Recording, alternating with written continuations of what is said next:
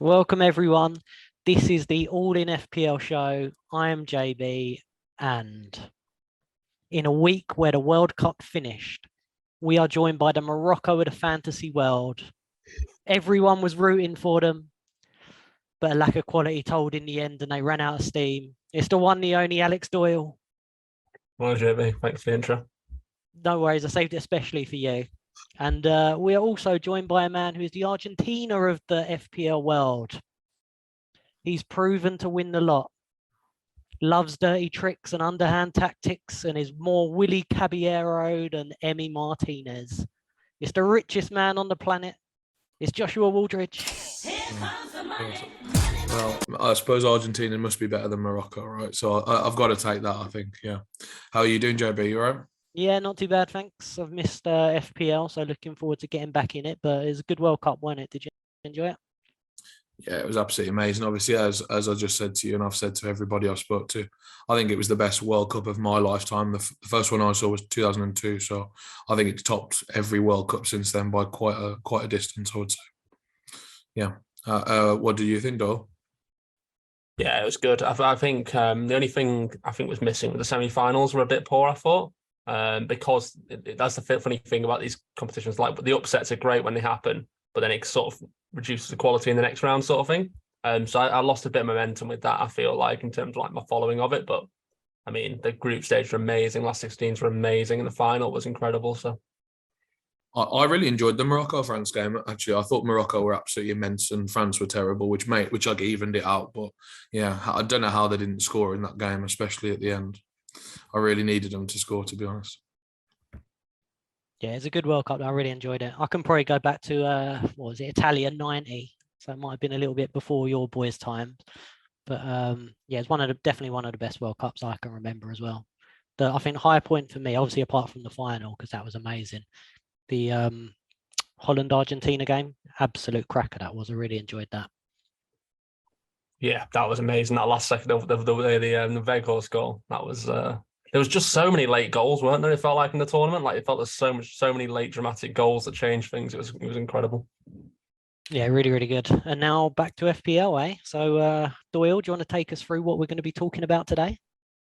Yeah, I think we're gonna go through team by team in reverse order of the league table, discussing the team's fixtures, key players, and how we grade them really on a traditional grading system of A to F. But first, we did a podcast before the break, a mid-season learnings, and I thought it's a good idea just to review what we all said for those. So JB, can you remember what yours were, or do you want me to read them out for you? Go on, you can read them out. I feel it's going to be very pro you, whatever the outcome is. Well, no, we know there's not been any more games yet. There can't be any pro or minus. I mean, I did listen to the podcast, and yours were all completely dismissed as ridiculous. But so yours were 1, to hold expensive defenders long term because you'll miss out on hauls, etc. Otherwise, with Cancelo the big example. And do not use transfers on shit budget midfielders was your second one. So like switching Bailey to Pereira as an example. Don't know who would do that, but do you stand by those? Yeah, I think so. Yeah. Good. Josh was you had 3. The first one was just play Danny Ward. The second one was never bench Trippier. And the third was look for value players that have dropped in price since the start of the season. A lot of things change, like especially over a Christmas break. All right, when there's a whole month without football, a lot of things change. All right, and if anything, sort of in any what drafts we've done today is different to that. It doesn't necessarily mean I've changed my views. It just means there might be a bit more tinkering to come before the deadline next week, I think. And have you identified any of those value players, or should we save that for the team by team section? Oh, definitely team by team. We've got probably one from each squad, probably. Cool. Mine was don't have 2 playing keepers, which based on my draft sent over I'm already backing out of, which is a good start. And second was just leveraging ownership on players where I think the ownership's too high for the value, etc. Which I plan to keep doing. But yeah, good to keep those at front of mind, I think, for both the next section and when we do decide our wildcards in full. But yeah, let's get into it then. We'll try and keep it as short as possible. Knowing us, we'll get distracted. But let's start at the bottom of the table with Wolves. I honestly couldn't have told you who was bottom of the table then. I didn't have a clue what was coming. It was like a nice surprise. I was like who's bottom? He's going to let me know. Wolverhampton Wanderers, obviously, they're quite renowned for being a more defensive team, I would say, just as a general setup. Would you agree with that? I think that they strike me as someone who normally, more often than not, lose 1-0, but like occasionally get like a 1-0 win or a 1-1 or something. Is there anything that sticks out to you boys with these? No, I mean, fixture-wise, first 4 fixtures they've got are pretty good from what I saw. And then they've got 2 really bad ones. And I just don't really see any major assets. I mean, I think Sar's a good asset, but he's 5 million, which is just way too expensive. And better options. I think they're, for me, a pretty easy fade, I think, for the start of the... A large amount of guys who went deep in the World Cup as well, by the way, I'd like to add. Like, they've got quite a few Portugal players, obviously, who got to the quarterfinals. Didn't get too many minutes, but they were all in and amongst the squad. So that's maybe something to note, as well as a team who've got to play literally in a week's time. I mean, the World Cup's just finished, right? So, yeah, I think they could be quite interesting. They're definitely a wait and see, but obviously they've got their new manager, Julian Lopetegui. I think that's how you pronounce it. So obviously he's going to come in, and like Josh said, they're very, very defensive. They barely scored any goals this season, but with a new manager, a new approach, they have got some very cheap players. So if he does select an 11 that is fairly regular, there could be some assets. Obviously not now, but further down the line perhaps. So definitely worth keeping an eye on. One of their fullbacks as well, Kinder Bueno. I'm sure everyone's aware of him. He made a little entrance into the team towards the end of the break. He's only 3.9. So if he does keep, I think it might be 8 Nori who he could be challenging. If you can keep him out of the team, or even if 8 Nori does get in the team, he's only 4.2. So maybe something just to keep an eye on there perhaps. And I think Neto's got a long-term injury. So he was obviously flavour at a month beginning of the season. But he's out now. And I think, who was it? Oh, Fabio Silva. He's on loan as well, actually, so ignore that. But he's obviously not there either. Yeah, Bueno started the last 5 games before the break, 90 minutes in all 5. So depends if he's to the new manager's flavour, but if he is, obviously 3.9 is a great price based on what we said about Wolves being a bit more defensive as well. So I think I'd be looking more towards the back than any sort of attackers who I just don't really see hauling, I don't think. Yeah, spent far too long on the team that's bottom of the table. Should we move on?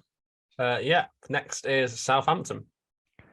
Fixture-wise, they've got an incredible run first 5 by the looks of it. It is. Yeah, they've got Brighton at home, then Fulham away, then Forest at home, Everton away, Villa at home, Brentford away, Wolves at home.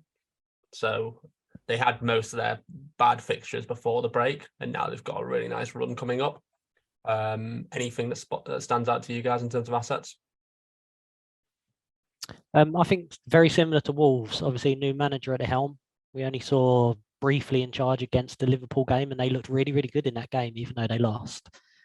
So obviously he's had them for over a month now, setting in his style of football. So I don't think there's definitely no one you can start with, just like Wolves, but there might crop up a couple of players. I'm sure Josh is going to touch on his favourite player in the Premier League in a minute. But yeah, just a wait and see for Southampton at the moment. But they are, like Doyle said, the fixture run's superb. I think they must be near the top of the fixture ticker, if not top, if it weren't for the lack of a double. What do you think, Josh? Yeah, I mean, for me with Southampton, it's always the same thing. I think they've got one pickable asset on all games, and he takes all the free kicks, all the penalties. James Ward-Prowse, 6.2, probably not for me to begin with after the break, even though the fixtures are good. I think FPL have given us quite a few gems even in this bracket this year. So he's probably like someone who, if you were desperate for a guy in this price point and already had, say, Martinelli, already had Almiron, or didn't fancy him for whatever reason, I think Ward-Prowse is like a fine guy to just stick in there as your last 15th man. But yeah, probably not even for his biggest fan. Yeah, only other lad, Shea Adams, always have a soft spot for him. 6.4 million, probably too much, but yeah, wouldn't be surprised if he picks up a few goals. We're supposed to be grading these teams, by the way. If we didn't do it for Wolves, so we should probably do What are both. we grading them out of? What's the I system? think A to F. A to F. I think for me, Wolves are a D and Southampton are a C, just based on fixtures. I'd go for I'll be honest, if someone's got to be an F, I think you might have to put Southampton down as an F. I don't know. I'll go with an F. I think these are both Fs for me so far. I have to say, like Same. they're just not inspiring. I don't want their players, and they've been crap so far. So it's just like they're Fs. But they do have the upside of the new manager and new manager bounce, etc. So I'm glad you weren't my teachers in school. That's for sure. Harsh graders. Harsh. And I've seen this new manager bounce firsthand at West Brom. By the way, we've won 5 in a row now since our new manager came in. Absolutely ridiculous. We're passing teams off the park, and we're going to get 3 points at Coventry tomorrow as well. So that is all like the evidence that this could happen for one of these teams.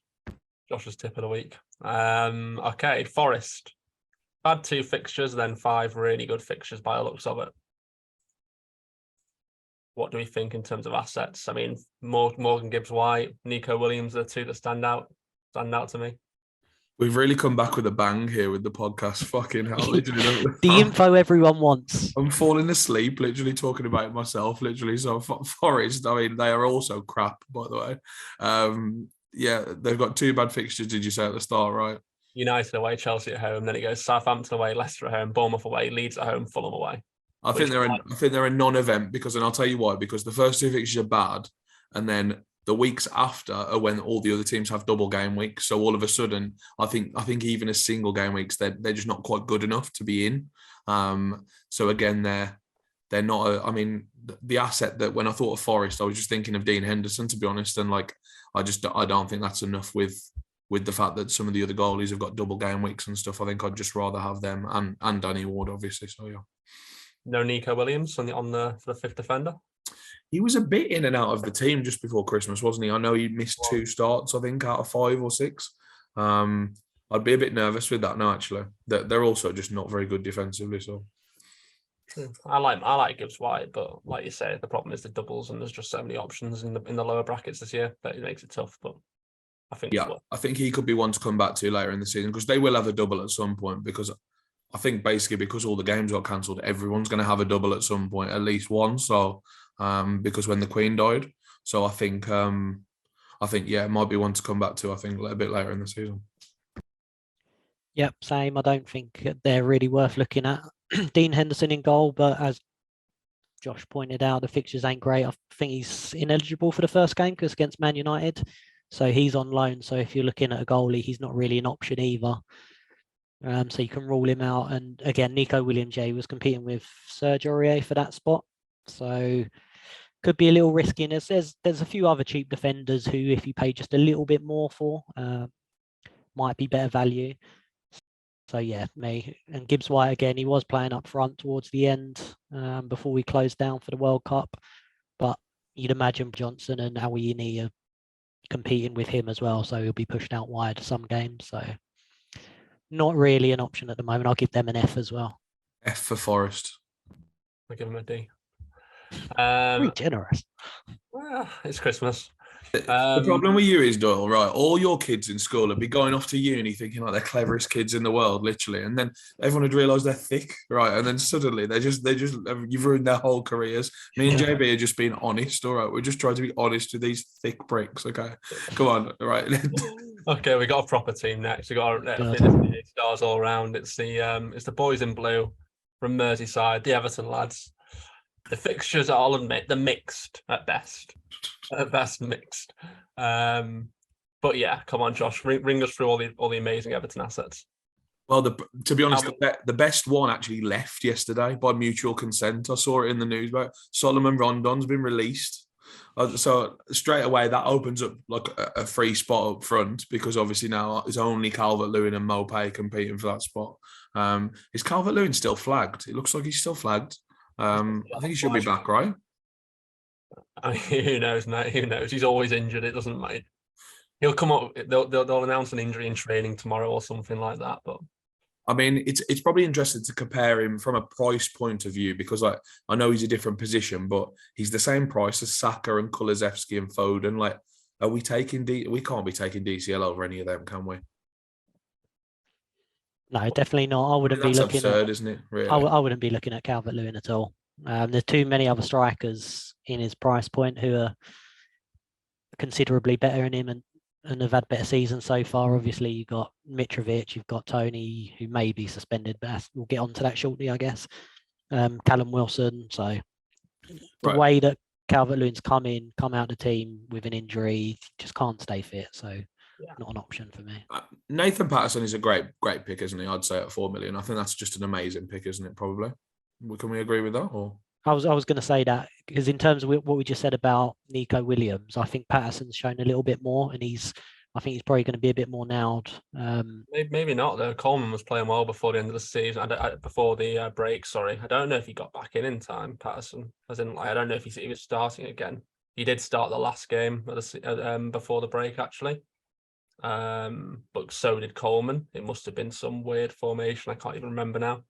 It must have been some 5 at the back or some sort of Coleman at centre back or something. So it worked anyway. 3-0 against Bournemouth. I mean, that's there you go. He did stroke of masterclass. That was. Who do you think's going to start Doyle out of them two? Just for our listeners, so they know 100% who's going to be playing. I'd say Patterson. But okay, write that one down, Josh. Oh well, don't worry. I won't be writing any of the other things he says in the next 30 seconds. So I'll tell you that. Is there anyone else, Doyle? No. Let's move on. West Ham. That was an E for Everton, by the way. That one was from. Yeah, me. I'll give him an E because Lamps is the manager. I think that's genuine. I probably would pick Nottingham Forest players over Everton players at this point. I'll give Everton an F. That's personal bias aside. West Ham. So they've got Arsenal, and then they've got 4 very good games, I believe. They have got Arsenal, then they have got Brentford at home, Leeds away, Wolves away, Everton at home. When you're talking about this out loud, it does make you think there might be a bit of a drop off in quality from the World Cup back to this shit, doesn't it? Really, like when I'm thinking, I think Brentford West Ham will be similar entertainment levels. I think to that France Argentina game. I mean, I can't wait. I can't wait for it on a super Sunday 4 p.m. Oh, that's what I want to be watching. Yeah, again, I think West Ham have been so underwhelming so far this season, and they've been priced higher for the one. Basically, Bowen is who I'm talking about. He's just a bit too expensive for any sort of output he's got this season.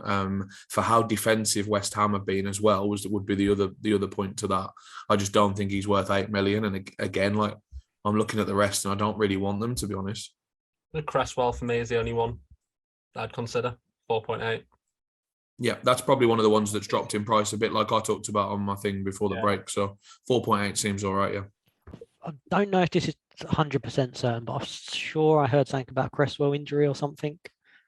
It might just be one to monitor. And if so, then Emerson might get a run out and he's only 4 million. So might have to double check though. But I definitely heard something about Cresswell as like fitness concerns or something. Yeah, I think apart from that though, they haven't really got anything who you'd look at really.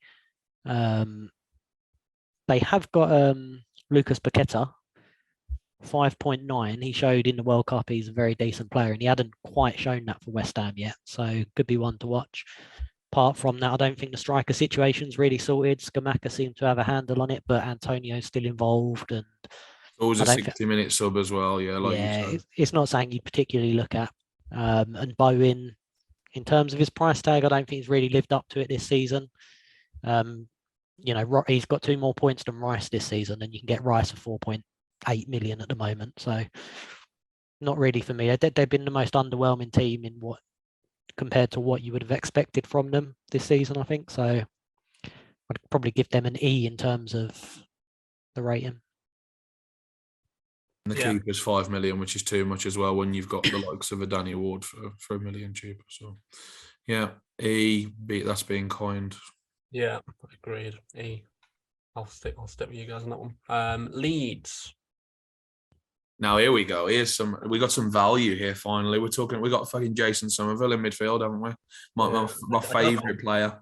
I don't like the fixtures very much. They're all green, but it's not really green in my opinion. It's like City at home aren't green, obviously. Newcastle away, West Ham at home, Villa away, Brentford at home, Forest away, United at home. It's not a nice run, to say the least.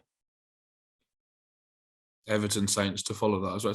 It's pretty good as a block of like 10, I would say, like, because there's just not many bad ones in there. But there's not really many teams. That's what I found earlier when I was going through the fixtures. Most teams, it's all okay, isn't it? Aside from City and Liverpool, like what you're really that worried about, I guess. But I should have probably said this before, but to be honest, that's how I look at fixtures now. I'm just looking at like, when do they play City and Liverpool, and do they ever have a run where they play those quite close together? Because I think everyone else is very like gettable now, especially from an attacking point of view. When I'm looking at attackers, I just think, oh, a Brighton player could score 2 against Chelsea, you know what I mean? Or like against Man United, you'd think Tony got 2 attacking returns, I think, against Man United in that 4-0 game. So it's just like, I think you're just looking to dodge Liverpool and City now. And to be honest, we can't forget Liverpool were shocking defensively for the whole of the first half of the season, weren't they? So again, is that even that bad? I think maybe it is just City at this point. Yeah, I think so. But from a Leeds perspective, like I say, value Somerville. Do we like him? I think he's good enough for value. He's probably not the best 4.5-ish mid. I think Pereira's still better. But he might be the second best. He's competing with Bailey, isn't he? So, and Mitoma maybe. So I think concerned about his minutes. Yeah, I think you have to be, but I'm concerned about Bailey's minutes as well. You know what I mean? It's like, if you're having a second cheap mid, they're going to have better minutes than a cheap striker would have. You know what I mean? If you were comparing that versus that. So yeah, I think you just have to take a punt if you are having a second 4.5-ish mid. I think you have to just take a minute's risk, I think. And like you just said as well, he's 4.5, but he's very attacking. So what more do you expect for a 4.5 mid if he's gonna, even if he gets 60 minutes, because he is so attacking, it's probably not too bad really. But I agree as well. I'd probably rather have Pereira at that price. It was only if you really wanted to save the cash and have 2, then I'd pick him. But other than that, they got a whole host of midfielders really who you could choose. They got Rodrigo, Aronson. They're all quite cheap, but there's just so many other midfielders in the game who I think are slightly better at this stage. So yeah, I think the reason why I like Somerville is because he's a bench option for you. Probably he's a first sub or a second sub, and like at 4.4 million, he scored 4 games in a row. I mean, that's as good as it can possibly be for that price, right? It's absolutely absurd. So yeah, I think he probably gets to keep his place for a little bit. I don't think concern though, right? Because like you think we're setting up this team with Wildcard, and you're expecting the players that you pick, to start the first few at least, and you've got transfers to deal with things and stuff. So if he's going to be on your bench anyway while he's in this form, with the chance that he's going to lose his spot down the line, that worries me a little bit. But what I will say to counter that is, I think in these first 2 games, especially Boxing Day and maybe the game after, we're going to need most of our bench. I think there's going to be some players who are just AWOL for like the next few games, and we won't know that they're AWOL. I think we'll just be like Reece James could easily be AWOL as the first one that comes in my mind from my team, that just won't be around for a few weeks or whatever, or just might not be anyway. So I think there's definitely that to consider, because he's going to have his minutes managed. I think anyone who went deep in the World Cup's going to have their minutes managed. So it's just like you might be missing Diego Dallo, for example, in a random game, and he's just like, where is he gone? He's just having a rest. You know what I mean? So I think I think I'd be paying a bit more attention, as you said, to your bench in these first few weeks in particular. Yeah, I think that's a really good point. There'd definitely be, I think, like, the likes of Salah, whoever, players who weren't involved in the World Cup will start playing most of the games and they won't be rested. But the players who did play in the World Cup, I don't think it's going to be any different to any other Christmas. With the games coming so quick every 3 days or whatever, there's definitely, they'll play one game, they'll be rested the next. There'll be surprise bench-ins. And like Josh said, if there's some players who have an extra week off or something and we don't know about, we're going to be in trouble. So we definitely need a bench. True. With 5 subs, you need a lot of people subbing on as well, etc. Another thing to consider when you're picking your team. So a lot of these guys are on the bench, then coming on, etc. The only other guy I think for Leeds for me is Rodrigo. Is still on my mind. A lot of people had him at the start of the season. He then got injured for a while, came back, looked really good again, to be honest with you. No one could fit him back in because there was all the other stuff going on. But yeah, he's definitely in my thoughts at the moment for that. It's that sort of that mid-price, mid-bracket where it's Martinelli, Rodrigo, all these sort of guys, and it's sort of weighing up the best option with them. I think the lack of doubles might screw him there, but I think good option. And listed as a midfielder when he can play up front on pen, so there's that upside as well. Exactly. So Leeds grading for me, I'd say a C. Yeah, I C. Wow. I think C. Yeah, I'll go for an E again. I'm still not. I wouldn't be massively keen to have any of the Leeds players in my team. Fair enough. Bad man John strikes again. I ain't gone above an E yet. Come on, give me a good team. Yeah, here's a good one. Bournemouth. Woo! Right, Billing. Surely. You can do this one, JB. I was going to say. All right. Well, obviously, me and Philip here, my trusty plant. He's obviously an option. 5.3 million. Anyone who don't start with him needs their heads testing. Absolute cracking player. Wonderful shot on him. Attacking midfield. Setting up Solanke for fun. I mean, if you're looking for a bargain in midfield, there you go. Spoiler alert, he's not in my team, but he should be in yours. He did well for Gareth over the winter. I think when needed, he could have been driving us forward in the midfield. I think, which Henderson obviously couldn't do.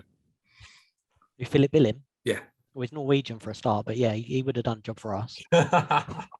Or he might be Danish or Norwegian, one of them. He's Danish, yeah. He's Danish. Yeah, but I don't mind Bournemouth. They definitely looked better going into the break, and since Gary O'Neill's been in charge. I mean, the fixtures are awful. The assets are all crap. Can we move on? They've been doing okay. They've been doing okay. I think do you know what? I think they've got a good team spirit. Probably not many of them was away on international duty. How many FPL points do you get for team spirit? Billing gets plenty of points. Don't worry about 59 bad boy points he's got already. But yeah, if you do need a cheaper striker, obviously Solanke is a little bit cheaper than the likes of Tony Wilson, Mitrovic. And Tavernier is quite attacking as well. But he's listed as a midfielder and he normally plays sort of like wing back anyway. But yeah, I do agree with you. Other than that, they're not that appealing. But they got billions, so that's all you need. I don't know what you meant when you said they weren't on international duty. They got half the fucking Wales team in this squad here. They got about 10 of them, I think. Well, they was only there for a couple of days then, weren't they? Yeah, they were. Yeah, they were all like they all flattered to deceive, I would say as well. Yeah, there's absolutely nothing from Bournemouth that's any good, so I'm not going to be including any of their players. F for me. Yeah, clear F. I'll give them an E just because they got Big Phil. Okay, Leicester. Yeah, bad two first fixtures, I think, then a couple of good ones. So Josh, I'll let you take it away. What do you think about the goalkeeper? Well, this is the first spot where we can all just lock in one player. Like there's just nothing to talk about there. Like just put him in. He's still 4.1 million. If for some reason you didn't own him up to this point, that's just like the clear second goal. Even if he's not your first goalkeeper, which maybe he should be, he can be your second goalkeeper for 4.1. That seems absolutely fine to me. As a team, just to talk about them in general, they were exceptional before the break, weren't they? Those sort of week 9 to week 16, they really did turn it around and just looked 10 times better, both defensively and going forward. So I think there's a lot to like here, actually. Maddison's going to have a point to prove, isn't he? That's for sure. I think he's fully fit as well. I think there was nothing wrong with him at the World Cup. I think he just wasn't going to get any minutes for some reason. So, yeah, I think he's gonna. I really fancy him to do well after the break, actually. Yeah, maybe. I think their fixture run definitely stiffens a little bit. It was very easy before the break. And I think 6 out of their next 10 games or something against the best teams in the league. But yeah, Ward's going to be, if you pair him with another keeper, you don't even have to play him if you don't want. But he should definitely be in everyone's team, whether it's the double up with Everson or Ward and someone else. And Josh made a great point. When you think of Vardy, Harvey Barnes, Maddison, obviously Maddison was there, but he didn't play. And I think they'll be looking very good for the restart. They've got some good players and their form definitely did pick up. So we'll see. We got James Justin got injured before the break. I'm gutted for that guy. He's a really good player, he is. But yeah, he's out for the season. I think he had a really bad injury again, I think. But Castagne was looking really good value before the break as well, actually, at 4.7. I'd prefer Justin's price at 4.3, I think. But the fixtures might not be there, I don't think, for them at the moment. It might just be Ward, I think. Yeah, I think the fixtures are pretty bad. The first two are really bad, and then it does improve, but no doubles. So I think it's going to be just Ward for me. I like all the people you just said, but yeah, I think with the fixtures. I think from an overall outlook, though, this team are much better than anything else we've discussed so far. I'm going to give these a C personally, because I think there's a lot that's like on the cusp here that, like, if you had to have Castagne in your team, you'd be like, that's all right. I'm kind of all right with that. You know what I mean? The same as Maddison as a punt, for example, something like that. Yeah. I agree. C. Yeah, same. I'll give him a better rating. I'll give him a D. A what? That's as good as it gets, a D from JB. Yeah. Villa. Bad couple of fixtures start, then it gets pretty good. Obviously, a World Cup champion in their team, though, haven't they? Did you see him yesterday? He was immense, wasn't he? Yeah. He's an absolute scumbag, but you've got to do what you got to do to win things rather than being a loser your whole life. You know what I mean? You got to just like do disgusting, horrible things, as JB alluded to in my intro. This is why you are the Argentina. Yeah, exactly. Yeah, he really did. He did it in both penalty shootouts throughout the tournament. He like really did a number on the attackers. He was just like doing as weird a thing as he could possibly do to like throw them off, basically. But yeah. As for Villa themselves, I mean, we talked about a few of them before the break. I had them in my draft, if you remember, Luca Dean and Matt Cash. I think both at 4.6. That should be good, I think. I think that could be quite appealing to some, I think, as both very attacking defenders for a very affordable price. I think, again, the first two fixtures are absolute crap, but they do have Wolves, Leeds, Southampton, Leicester after that as a block of 4, which I think if you can bench them for the first 2 games, the next 4 are really, really good for 4.6. Yeah, I agree. They got some really good options. In my first draft, I had Digne and Cash as well. I'll give Josh credit for that because he did pick it out before we finished. And exactly like you just said as well, you can bench them. They're only 4.6 million, so the hard fixtures, the first 2, because you're going to set up with a wild card, so everyone's going to be active, so you can easily get around their hard fixtures early doors. So yeah, I do really like them. And Bailey in midfield is going to be popular. I don't think I'm going to go there, but from what we've seen, and they've had 2-3 friendlies as well, Bailey's meant to have been quite good in the games as well, and he started up top, so could be a very good option. And obviously, new manager as well. Mings has already come out and said that the tactical knowledge that Unai Emery's been giving them and where to position themselves, drilling them on the training pitch, basically he said it's miles better than Steven Gerrard, and it sort of gave him a bit of a bashing, really. Without they didn't get on, though, did they, Mings and Gerrard? No, not at all. But yeah, so he let him have it a little bit. But I Villa's form did pick up in the last couple of games, and I think they could be really interesting because they're quite cheap as well. It's just a shame on the strikers. They've got a few too many to go around with Watkins, Ings, Bailey mixed in there, Buendia. Depends how they're set up, so I don't think they're necessarily options, but definitely the defence, maybe Bailey. Bailey worries me under Emery, actually, I have to say. Thinking about that, I don't think he seems like the sort of player that Unai Emery would want in his team. Just from what you said about being tactically aware, he's just a very, very direct player. Flamboyant, He's just like run at the other team and just something fun and just get behind the other team somehow. You know what I mean? So he'll either score an absolute scream or he'll run into the defender, lose the ball, and they'll concede on the counter, won't they? So yeah, he didn't start the last game either before the break. Yeah, he got benched and he came on and got a yellow card. I remember. I think he was ill that game, apparently, though. He was ill, so that's why he was benched. Yeah. I think he strikes me as a player who like suits coming on for the last 30 minutes of a game anyway, like under any manager. So he brings that energy, doesn't he, when he comes on? He's a super sub. He's a really good one as well, by the way. But yeah. Same as Somerville, though, like we said, for 4.5 million, what more do you want? Someone who can come in and definitely, like, more than Somerville, he's really got a goal threat, Bailey. He comes on, he scores, he hits the post, he does it all, doesn't he? So he's all action. Yeah, I'll be very tempted by Bailey. He might end up in my team. You know, I've had that love-hate relationship with him all season, so why not continue it? Let's bring him back in. It'll be fun. Put him next to Son. Yeah. Yeah, exactly. So grading for Villa, a bit more. I'm going to go for a B for Villa. The value. These are a B for sure. And I know JB won't agree, but they're a B. They've got a lot of assets here, like specifically the three we talked about. I'll give them a C because I think the new manager bounce will definitely be real with them, and Cash, Digne and Bailey are real good options. Even Mings at 4.3, if he holds down a place, 4.3 is very cheap. But I would rather pay the extra 0.3 for the other two, for the fullbacks. Yeah, for sure. Palace. Oh, me and JB love Crystal Palace. We JB's had a soft spot for these mids all season, haven't you, JB? I am, yeah, I love him. I absolutely love him. Zaha, you always know what you're going to get. He's the talisman.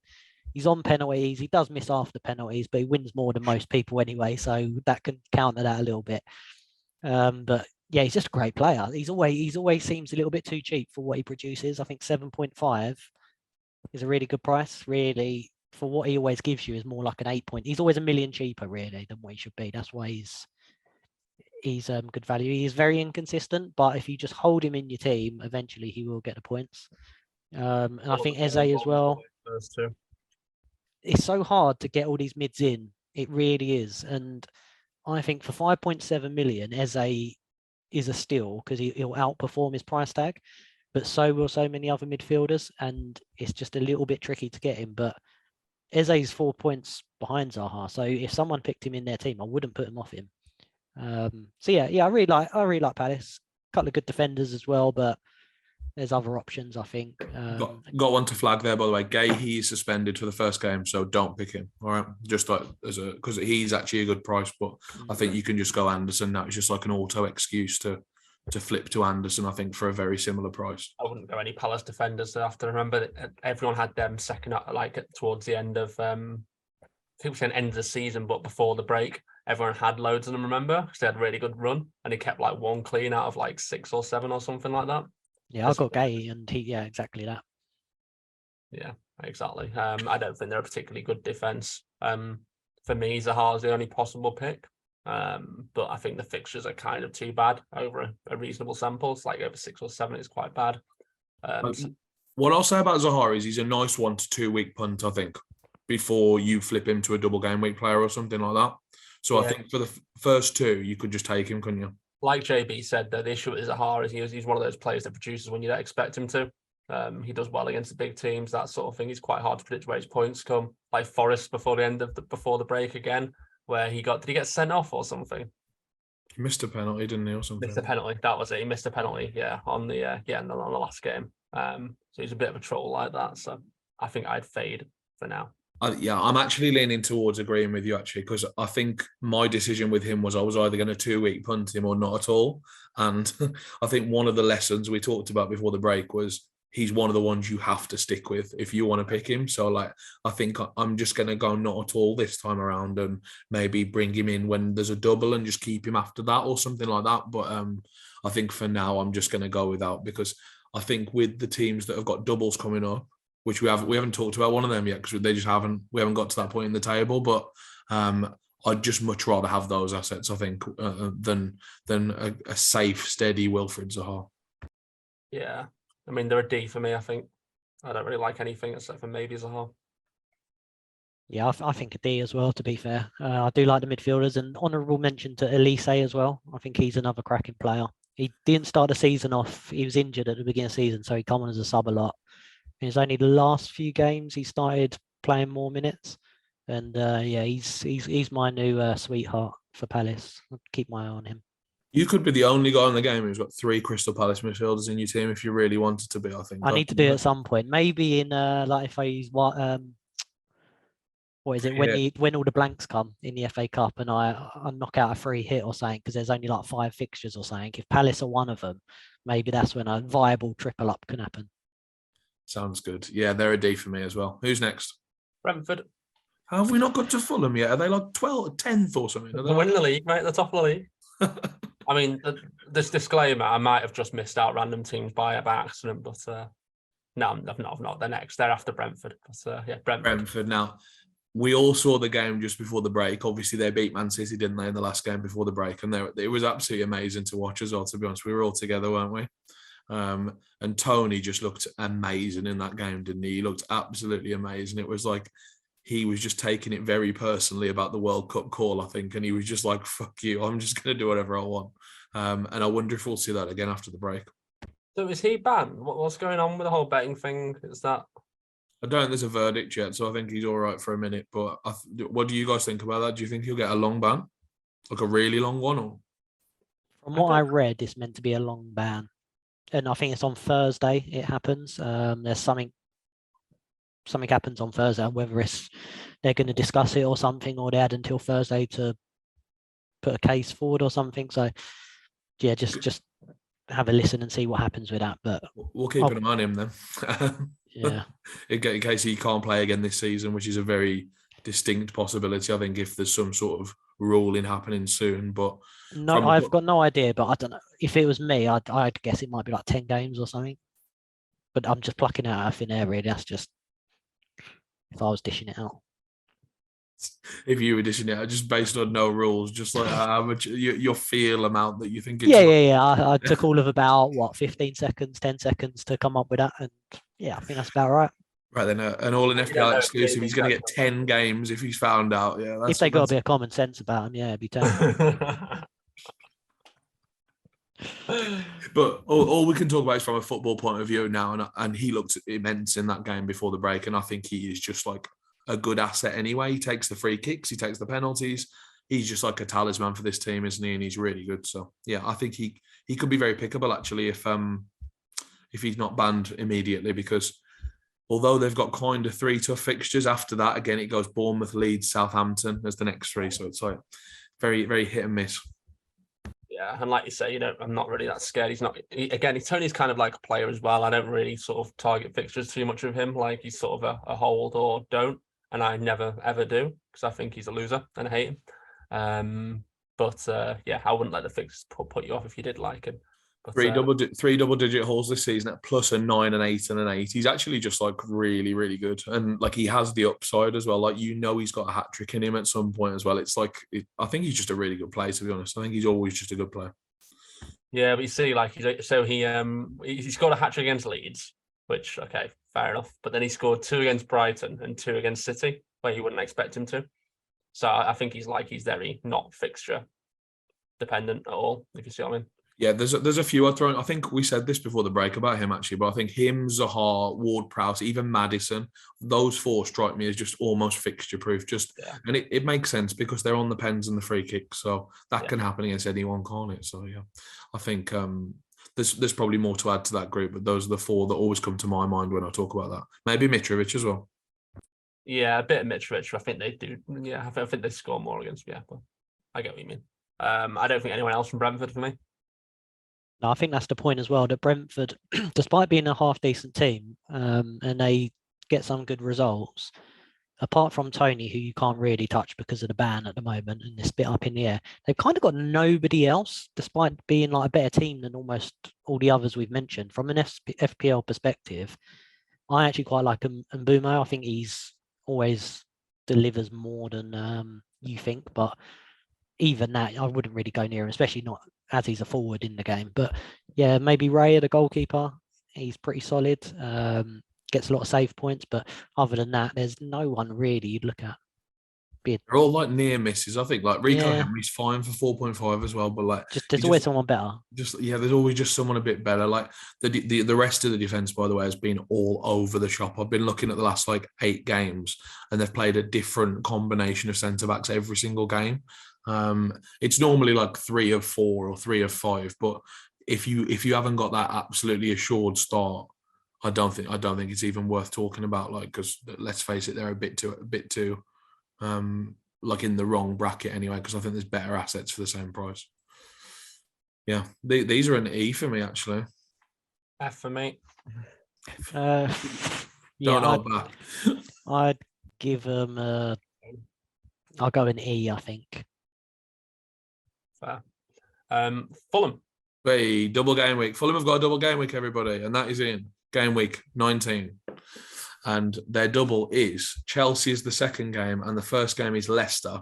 So it's not an amazing double, but I think for someone like a Mitrovic, hopefully he doesn't get his ban during that double game week, which would just be typical FPL, wouldn't it? If he got his 5th yellow card like in the first game or in the game before that week starts.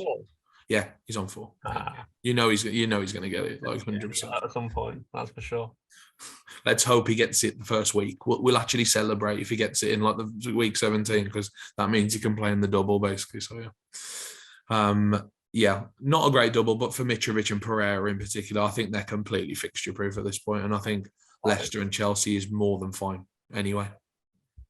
Yeah, so I'd those would be the obvious two to talk about, Pereira and Mitrovic. I just think they're both great picks, to be honest, in general. And then with a double on top, it's like a nice bonus in 19, I think. Yeah, hard to say too much against either of them, really. Yeah, just good picks, aren't they? Like fixtures are amazing in general. Yeah, Palace, Southampton, Leicester, Chelsea, that's in the same week. Newcastle, that seems all right for the first 4 game weeks. Yeah, I love Mitrovic. I think he's really he stepped up a level this year, literally in the Premier League from the Championship. But in terms of his playing ability as well, he even showed it in the World Cup. He was scored a few goals. I think in the summer he's probably going to get snapped up by someone. And again, like take it to the next level. He probably could play in the Champions League for a team, I think. Yeah, it's pretty interesting. I feel like he's kind of like played down by the English media quite a bit because of his journey in the Premier League, and I think he's younger than everyone than everyone kind of perceives him to be because he's been around for so long. Because like you look at the Serbia situation, he's playing ahead of Vlahovic.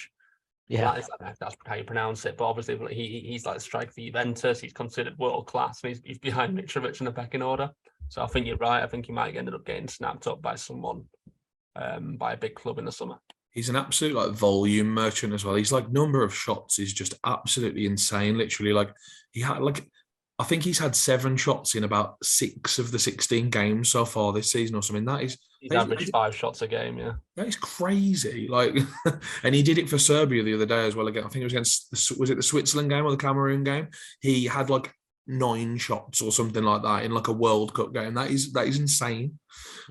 Yeah, so with him, I think you just know the returns are going to come. And in FPL, you don't really lose much for missing a lot of shots. You'd rather you guys be shooting a lot, I think. So yeah, I think it's ideal to have someone like him. Yeah, really good player. Same as Pereira as well. He's looked good all season, delivered week in, week out. And Pereira has actually got exactly the same amount of points as Mitrovic. And unless I know Pereira's got a lot of points, but I wouldn't have thought that they would be on exactly the same. Mitrovic injured for a while. He did get a knock, yeah, he did at one point. He missed 3 games. Slightly before the World Cup, weren't he? Injured. He was a bit of a doubt for the first. Well, he didn't play the first game in the World Cup. Did he get sent off? Or did he get injured? No, he got injured, I think. Probably both. He was injured for sure. And he was going to miss the first game, wasn't he? But either of them two, I think with the double game week, you've got to have them two in your team.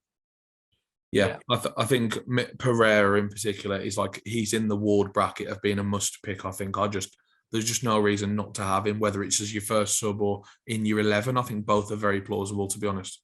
Yeah. A from me, first A. Yeah, I guess. Because JB, you just said you definitely have 2 of them in your team. You can't get much better than that, really, can you? So yeah, I agree. I guess I'm kind of looking at it from how Fulham are going to pick up in the Premier League as well. I'm looking at an FPL perspective, but they was really good. So yeah, go on. I'll give it a B then, because they got 2 nailed on assets and they was playing attacking football, and that's what you want from an FPL point of view. So why not? Yeah, A's fine. I think they're the first A, and they're one of the only teams I'll be giving an A to for sure, because even some of the ones above them are absolutely crap from a fantasy perspective. So yeah. Wow, we got Chelsea next.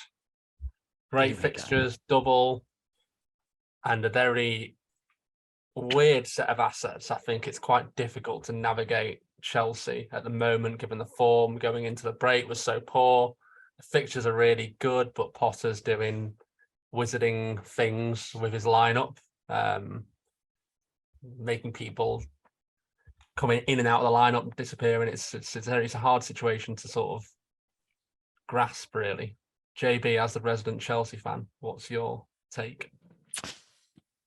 Well, you probably wouldn't expect this from me, but Chelsea have got the double, but I don't think I'll be going near any of them apart from the goalie, because we've seen from Potter, since he's been in charge, he's rotated everyone.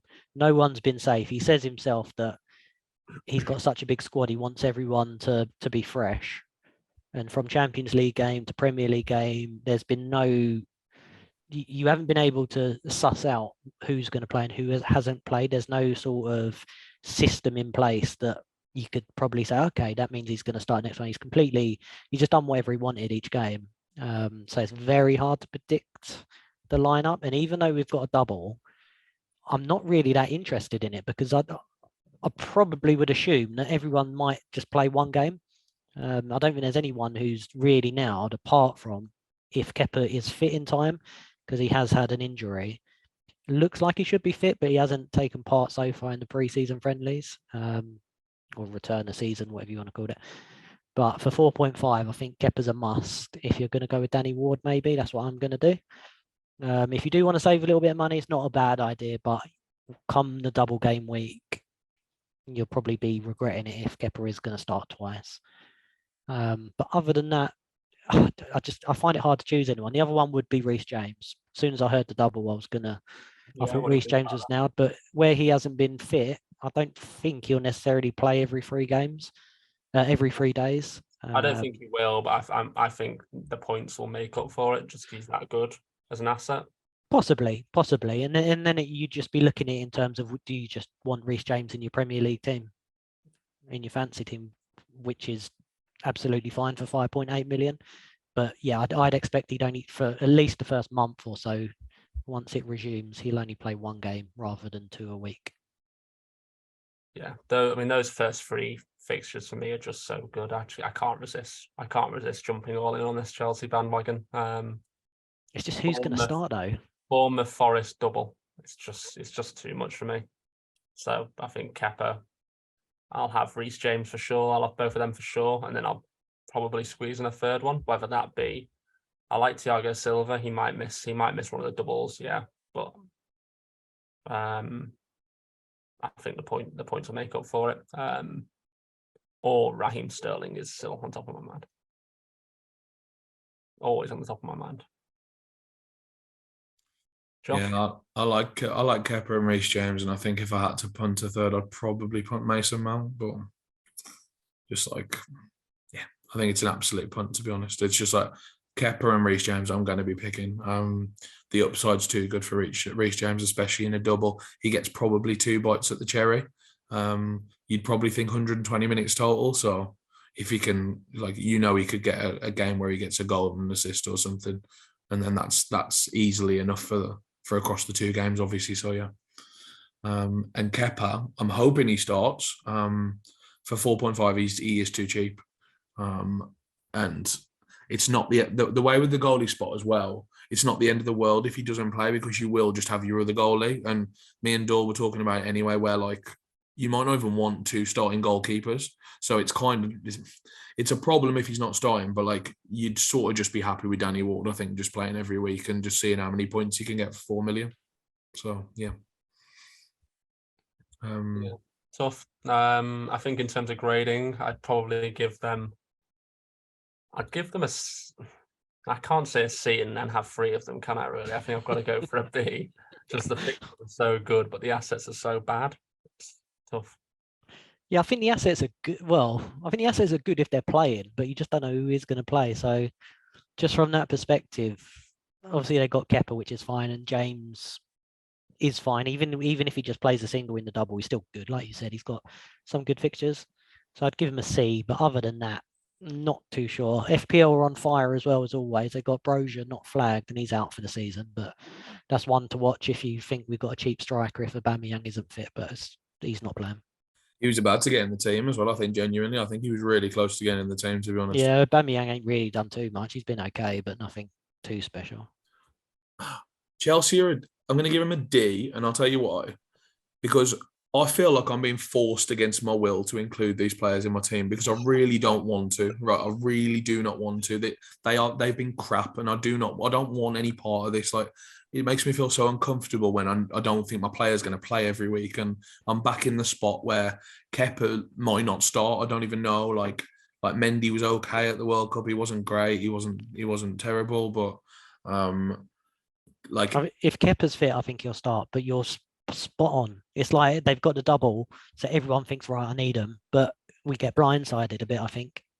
I do need them now because the fixtures are good before as well. It's just like, yeah, but when they ain't on the team sheet, then you think, why have I done it? It's just crap, isn't it? I'm just like Bournemouth, Forest, and Fulham as part of a double of their first 3 games. Like, I can't resist this shit. I'm going to be like Doyle. I'm going to have a third one in a minute. And I'm just going to be like, why have I got 3 of these crap players? I'm going to say it could be Koulibaly in your team or something. No, it's going to be Raheem Sterling. We all know it. It's just going to happen. Yeah, sneaky Havertz or something. Carried away, Raheem Sterling. What I will say is, right, you could go for the Chelsea players as a 3-week punt from 17, 18, 19, and then move them to Tottenham players in 20 when Tottenham have a double. And then, like, you're onto a different crap problem. And then you can move to Arsenal players after that who are a better problem, I would say. So if you are just jumping from double to double to double, I think it goes quite nicely from a price point of view from Chelsea to Tottenham to Arsenal. So if we can do that, I think that might be a solution to get rid of these players pretty quickly, I think. Moving on. Agreed. Yep. Next is Brighton. Mixed bag of fixtures. For me, only interesting one's Trossard, who I do very much like the look of. I think he was playing up front for a lot of it, right? Before the break. Stats are really good. Looks a pretty good pick to me. Yeah, I really like Brighton as well. Trossard was the one player who I wanted in, and he's the last player that didn't make the cut, unfortunately.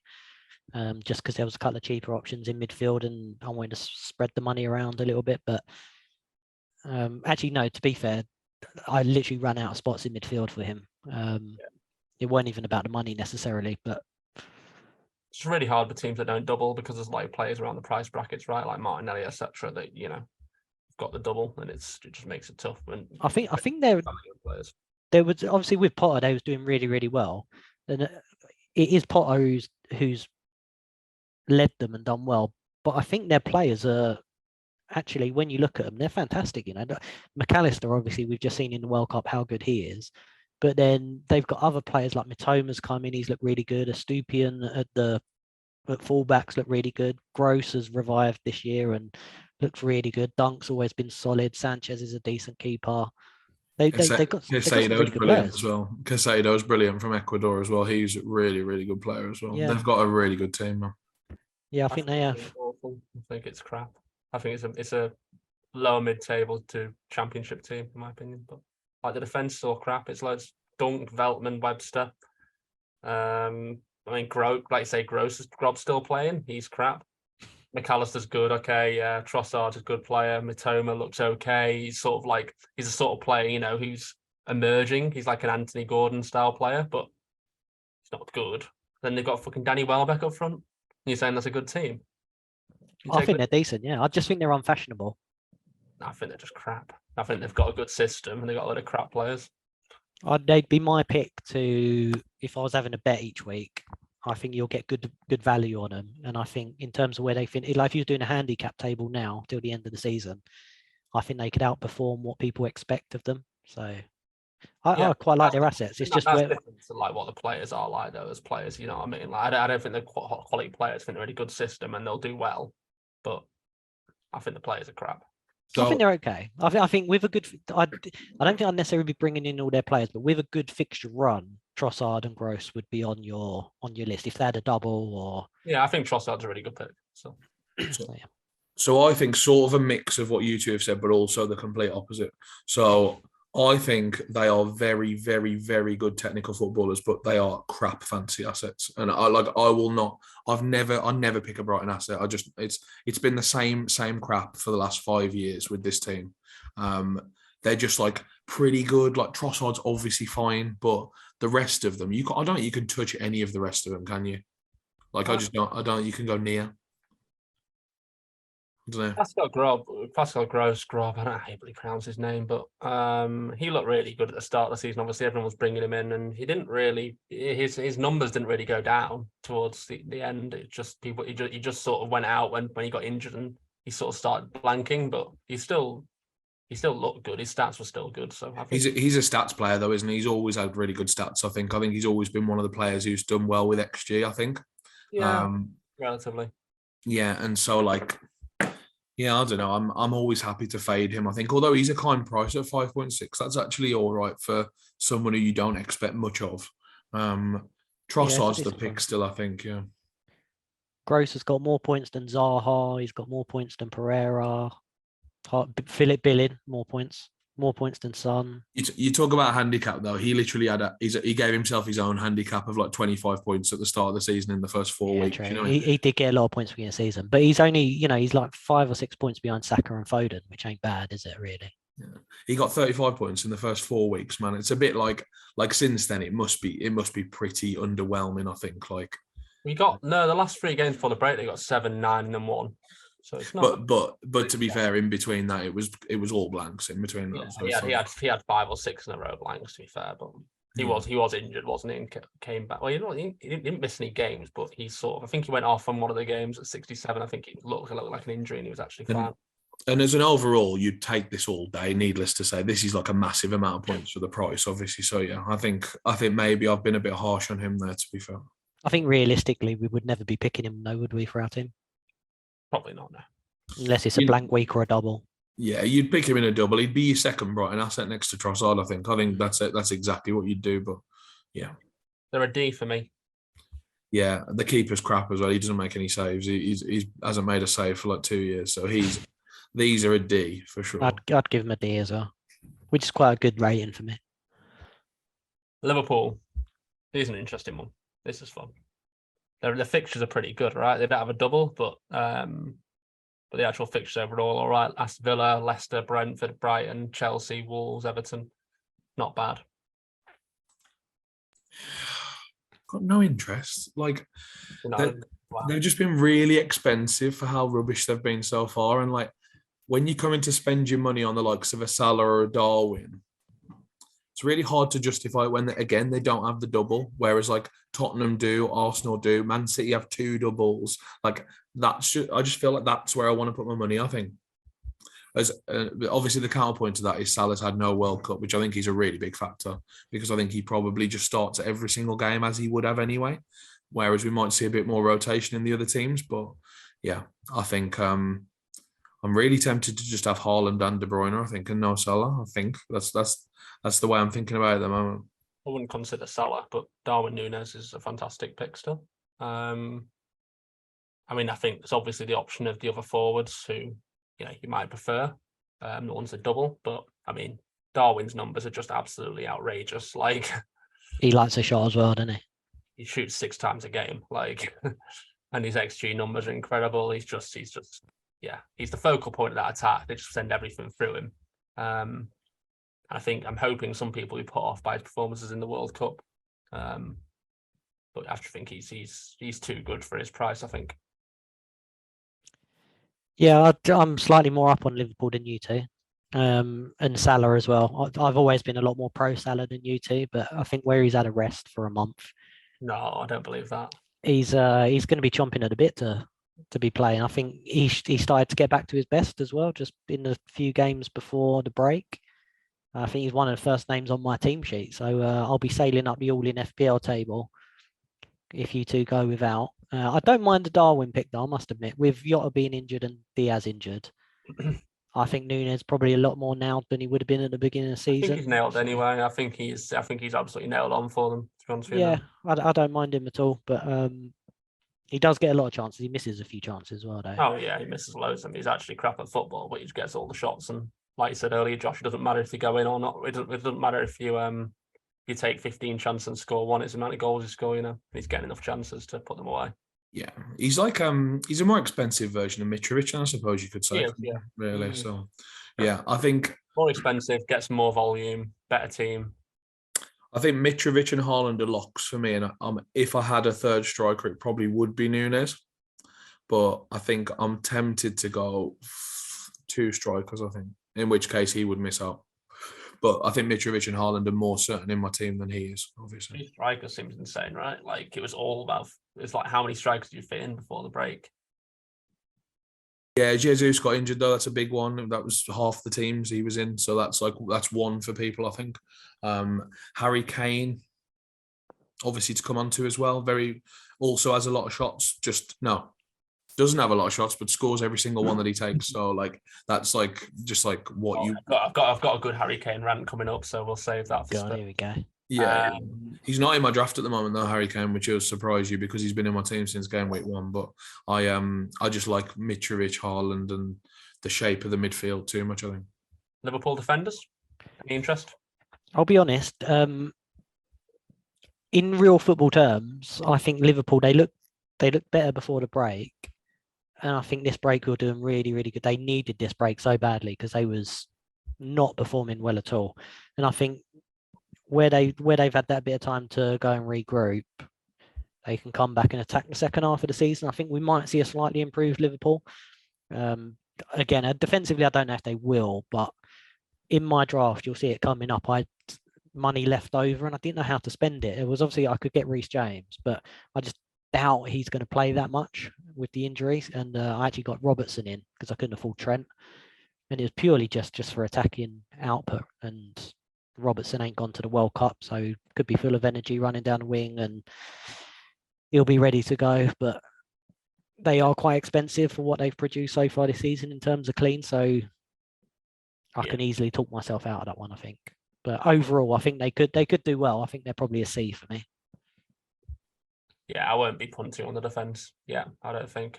Wait and see on if they can tighten up a little bit.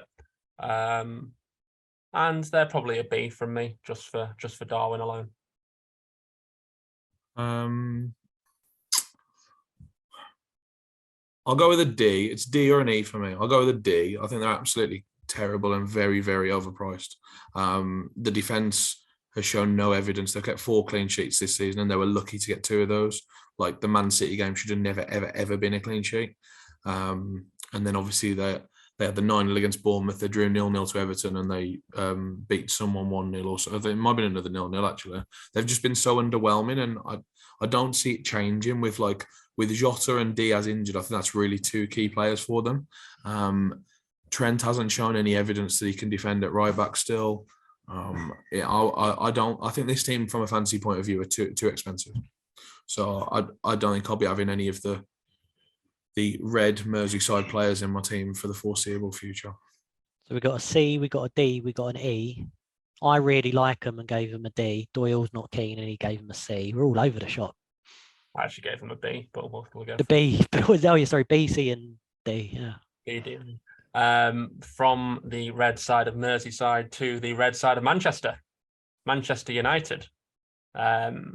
Fixtures are good. Very good, I'd say. Especially front weighted, right? Front weighted, they're very good, aren't they? So. Yeah. What say we? Yeah, these are 2 of the ones we talked about before the break. Just as a reminder, I think Shaw and Delo are amazing prices. They're 2 of the ones who've come down in price. 4.7, I want to say each, or 4.8 each. 4.8 each.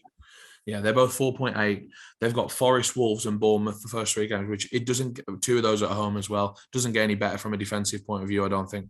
They looked really tight as well before the break, didn't they? Yeah. I think both of their centre-backs are due back for the 31st of December. So I think Varane and Lisandro Martinez are due back on the 31st of December, which would be for as in to play the Wolves game. So they're just missing the one, which I think they might be able to get by against Forest. And then they'll have their starting defenders back for 18 and 19 for 2 possible cleans. So yeah. The way Varane went off the pitch yesterday, though, I'll tell you, he needed a walking stick. I'd be surprised if he plays in the next month. I'm pretty sure he had cramp. When I saw that injury, it looked like cramp for sure. Yeah. That's just. I was sat watching it on my own, to be honest, but I was like, that's cramp. I'm pretty sure that's cramp. So yeah. He just looked absolutely knackered. Like a guy like him, he's 50 years old. What it's like, JB. A few knocks and bruises in the older. Yeah, it's not easy to recover. That's what I mean, though. But on a serious note, in 10 days' time or whatever it is, to be playing again, I don't know. He's had a long tournament. I wouldn't be surprised if they give him a bit more time off. Good point. I like Rashford as well going forward, and Martial maybe as a complete punt, but probably not got the space. But I think he's a very interesting one. Yes, I think I'm going to be tripling up on these guys. Bruno is another option as well. I think people are going to be going based on what I've heard. I think a lot of people will go for Rashford. Yeah, I think he'll be very, very highly owned, actually. I think so. The way he looked in the was it the third game, wasn't it, when he come on and sort of turned the game around, he looked fantastic. And I think that'd be fresh in a lot of people's minds.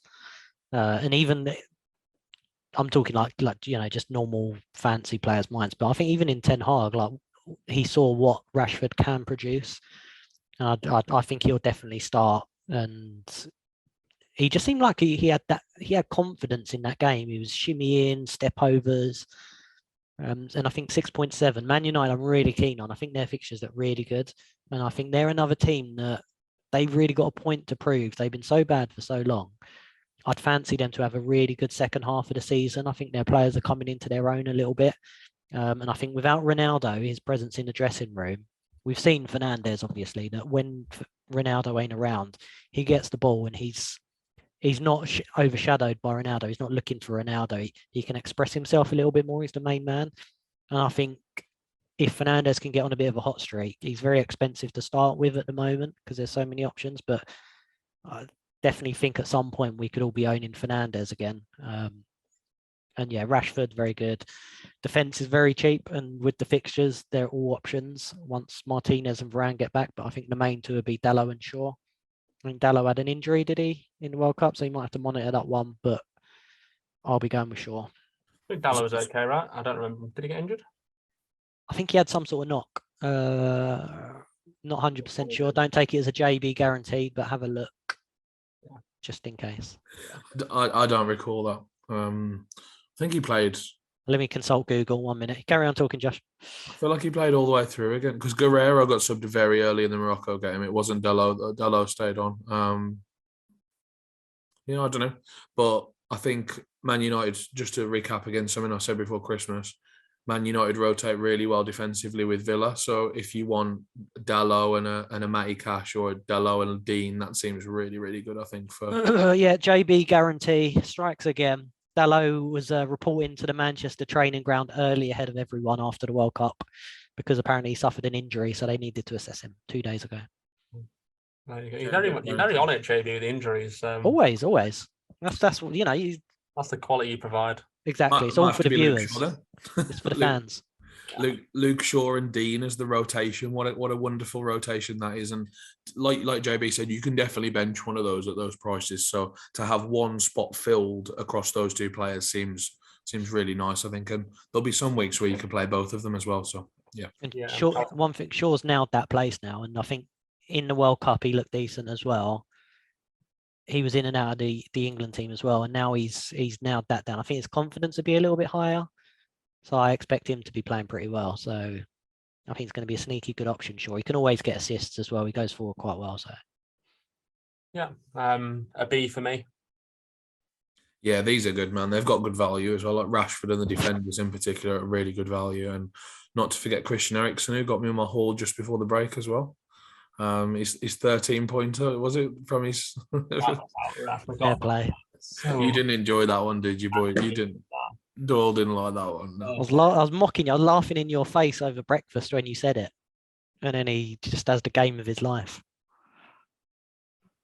Sometimes in that spot, you have to just do what I did and shrug your shoulders and say, "I just want to pick him. I know he's crap, but I want to pick him, and that's fine." And sometimes you get lucky. So, yeah, that's what happened in that one. But yeah, they're a B for me for sure. Do you know what? Looking at it, I had to give someone an F a minute ago, but if I'm gonna give an A out, I think it's going to be an A for Man United because I really like their fixtures.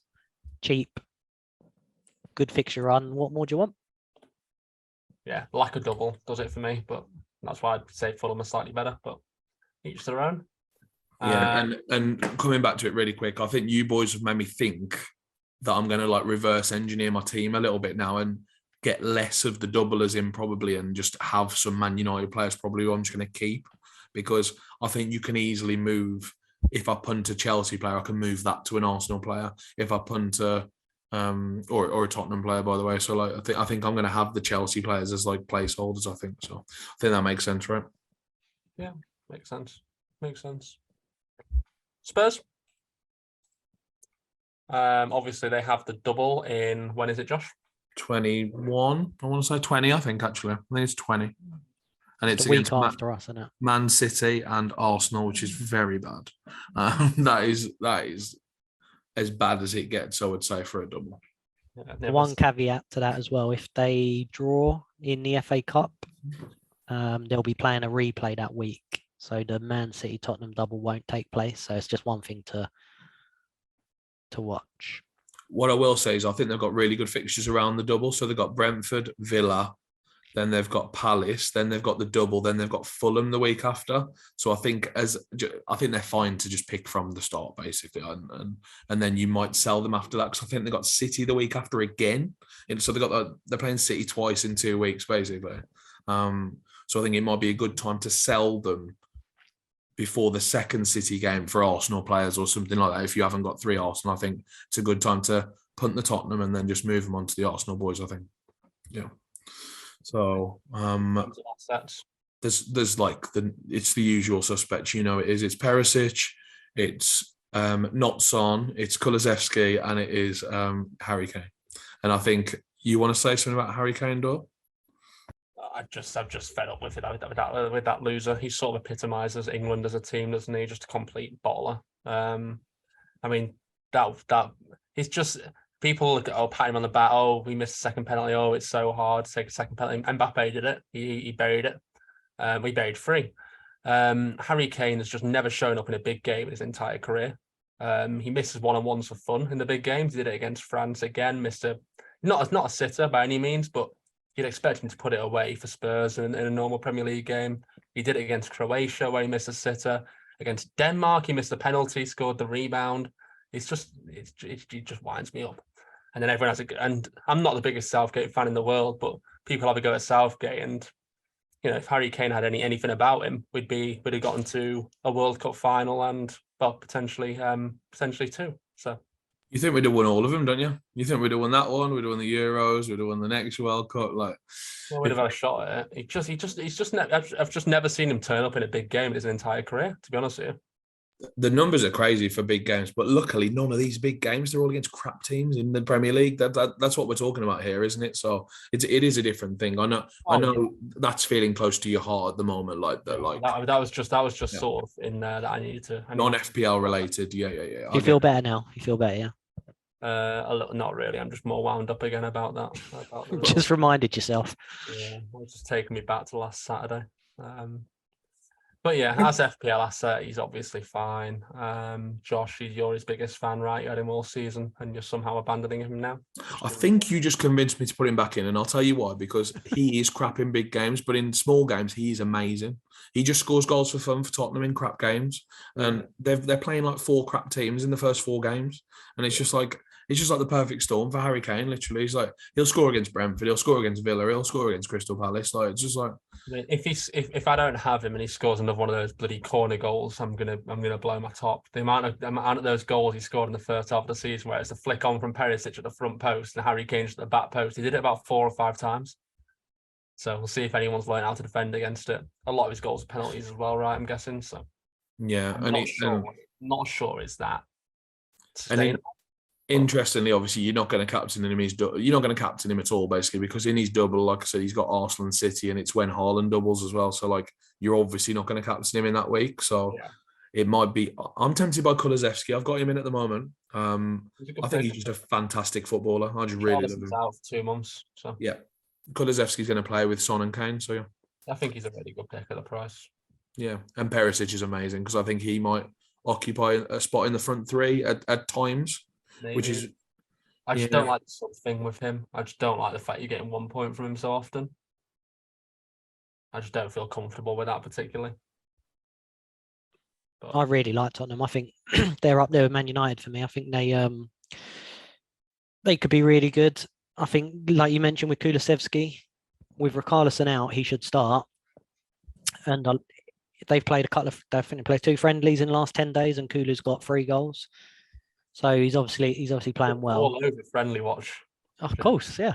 You've been watching them during the day. Is that what you've been doing? Everyone else is watching the World Cup, not JB. He doesn't take a break for the World. You don't watch that crap. No He's way. watching Tottenham versus Boreham Wood in the friendly. It's all for the fans.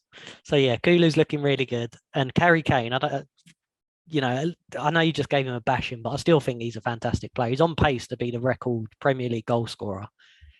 He's England's top goal scorer ever. He was the one, even though you said he didn't turn up for the big game, he still won the Golden Boot at the last World Cup. He was 1 goal off the Golden Boot at the Euros. Against bloody San Marino. No, not San Marino. Who was it he scored them all against? That game we won. I had him in like a goal scorer pick for that game, so that was good. But yeah, he still won the World Cup Golden Boot. He was 1 goal off in the Euros of the Golden Boot. He didn't score in the group stage, but he did score in the last 16 and the quarters of this World Cup, albeit missing a penalty in one of them. So yeah, I think he's great, and I need Josh to have him because when we come to the captains, me and Doyle have Haaland every week. Every week it's this is a Harry Kane game. I'm going to captain him, and it gives us a bit of controversy. So yeah, I think hopefully Josh does go with him. But the other one to pick as well, slight bit of research in those pre-season friendlies for Tottenham. Matt Doherty started a couple, and he's got 3 goals. So yeah, 3 goals for Matt Doherty, 4.6 million. Not a bad pick. That's fun. How have we got back to this nonsense? Like we got rid of this. Remember when you got it right the last time and we had to say you were right or whatever? He's back, baby. No, I'm not having that. I'm not having that. He's been playing really well in these friendlies I've been watching, and he's got 3 goals. Trust me, he's going to be nailed. I really want him in my team. If I can squeeze him in, I will. Matt Doherty, heard it here first. You might have convinced me to get rid of Perisic. I think I might just go with. He's gone all the way to the 3rd place playoff anyway. He's about 55 years old. He's older than me. He ain't gonna He ain't gonna be playing for a good month. Yeah. And when he does, he plays 50 minutes at that anyway. So. Yeah, I think I might go Kulu and Kane and leave it at that. I think I might get rid of Perisic. Kulu's a very good pick, I think. Yeah, and like I say again, Kulu is literally a placeholder for someone like Saka. For to go from doubler to doubler, and there's a nice fixture swing there as well. So same price, yeah. Just seems ideal. Yeah, I think I prefer that to Kane actually. I think I'll go one or the other. I don't think I'll double it up, but I think I prefer Kulu now. All right, we got next. Rating, I'm giving them a B. I'll give him a B as well. Yeah, B. I hate giving Tottenham a high mark like that, but they are just a B. They've just got good picks across the pitch.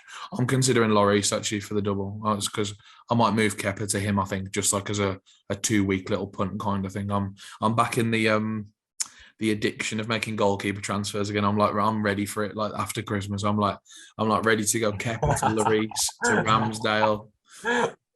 What if Lloris is back late though? Then Forster gets his way in the team and keeps him out. This is your pre-season prediction, remember? Oh, I was looking for faults in him yesterday. I was analysing the game just from a hope Lloris makes a massive mistake point of view. He was pretty bad at the penalties, but they were generally good penalties, so I'll let him off. But I was trying to blame him for Messi's 2nd goal when Martinez absolutely twatted it at him from point blank range as hard as he could.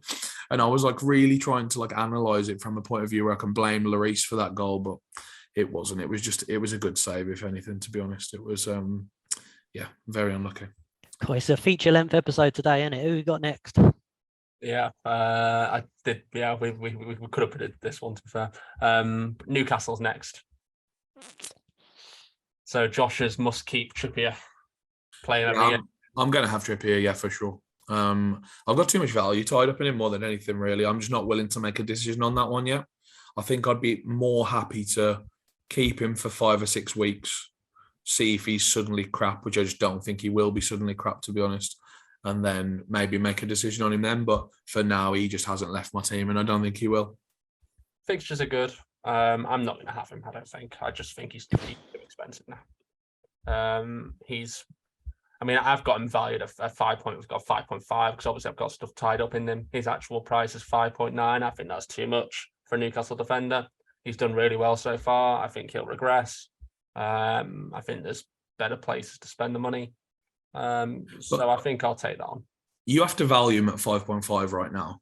Like you can't say he's 5.9. Like so that's like, but that for me, that's like the Reece James price bracket, and I think I'll just take Reece James there, and that's fine. I think there's a good argument to have both. Yeah, maybe. I like the United guys. I like Cancelo still. You need Thiago Silva as well, remember. So he's definitely better than Trippier for the same price. Yeah, I think Thiago Silva might not last my team. I think you need Trippier in that spot, to be honest. That is nonsense. I think Thiago Silva. Yeah, I don't know. I just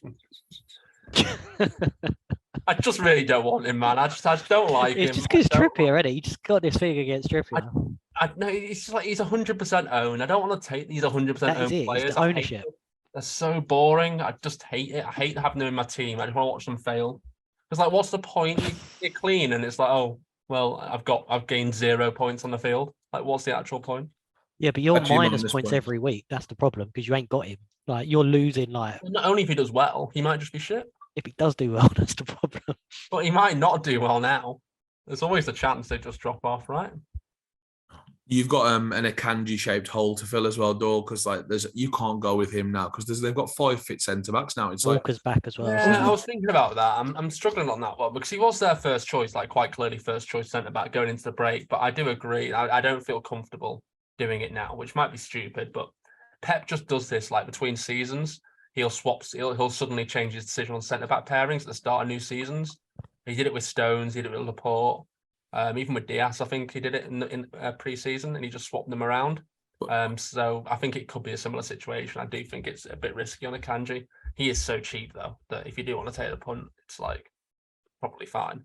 But you've just listed him there. He's literally got Diaz, Laporte, 5, isn't he? Stones, Akanji, and Ake. Yeah. That is mental. It's definitely punting. I think he is first choice, but it's... And Laporte, do you say Laporte? Yeah, they all went to the World Cup. I think Laporte didn't go actually, did he? But the other 4 went to the World Cup, right? Did Laporte? Yeah, Laporte was. Yeah, I think he was definitely on the official game, but I wouldn't trust that. He didn't start. Yeah, Laporte was there, didn't he? He didn't start. I don't think. I think he was there. Oh, he did start. Not sure. No, he did, didn't he? He did. I think he did. Yeah, he was there. He was played every game, didn't he? It was Pau Torres and Garcia next to him, who swapped. I think. Didn't he score twice? I was too busy watching Tottenham Boreham. I was too busy watching Tottenham Boreham. Would you say? You just knew he didn't feature in the preseason friendlies, JB. So exactly. Yeah. He's either injured or he's at the World Cup. He didn't play against Accrington Stanley on the first team, so he can't. He must have been. No.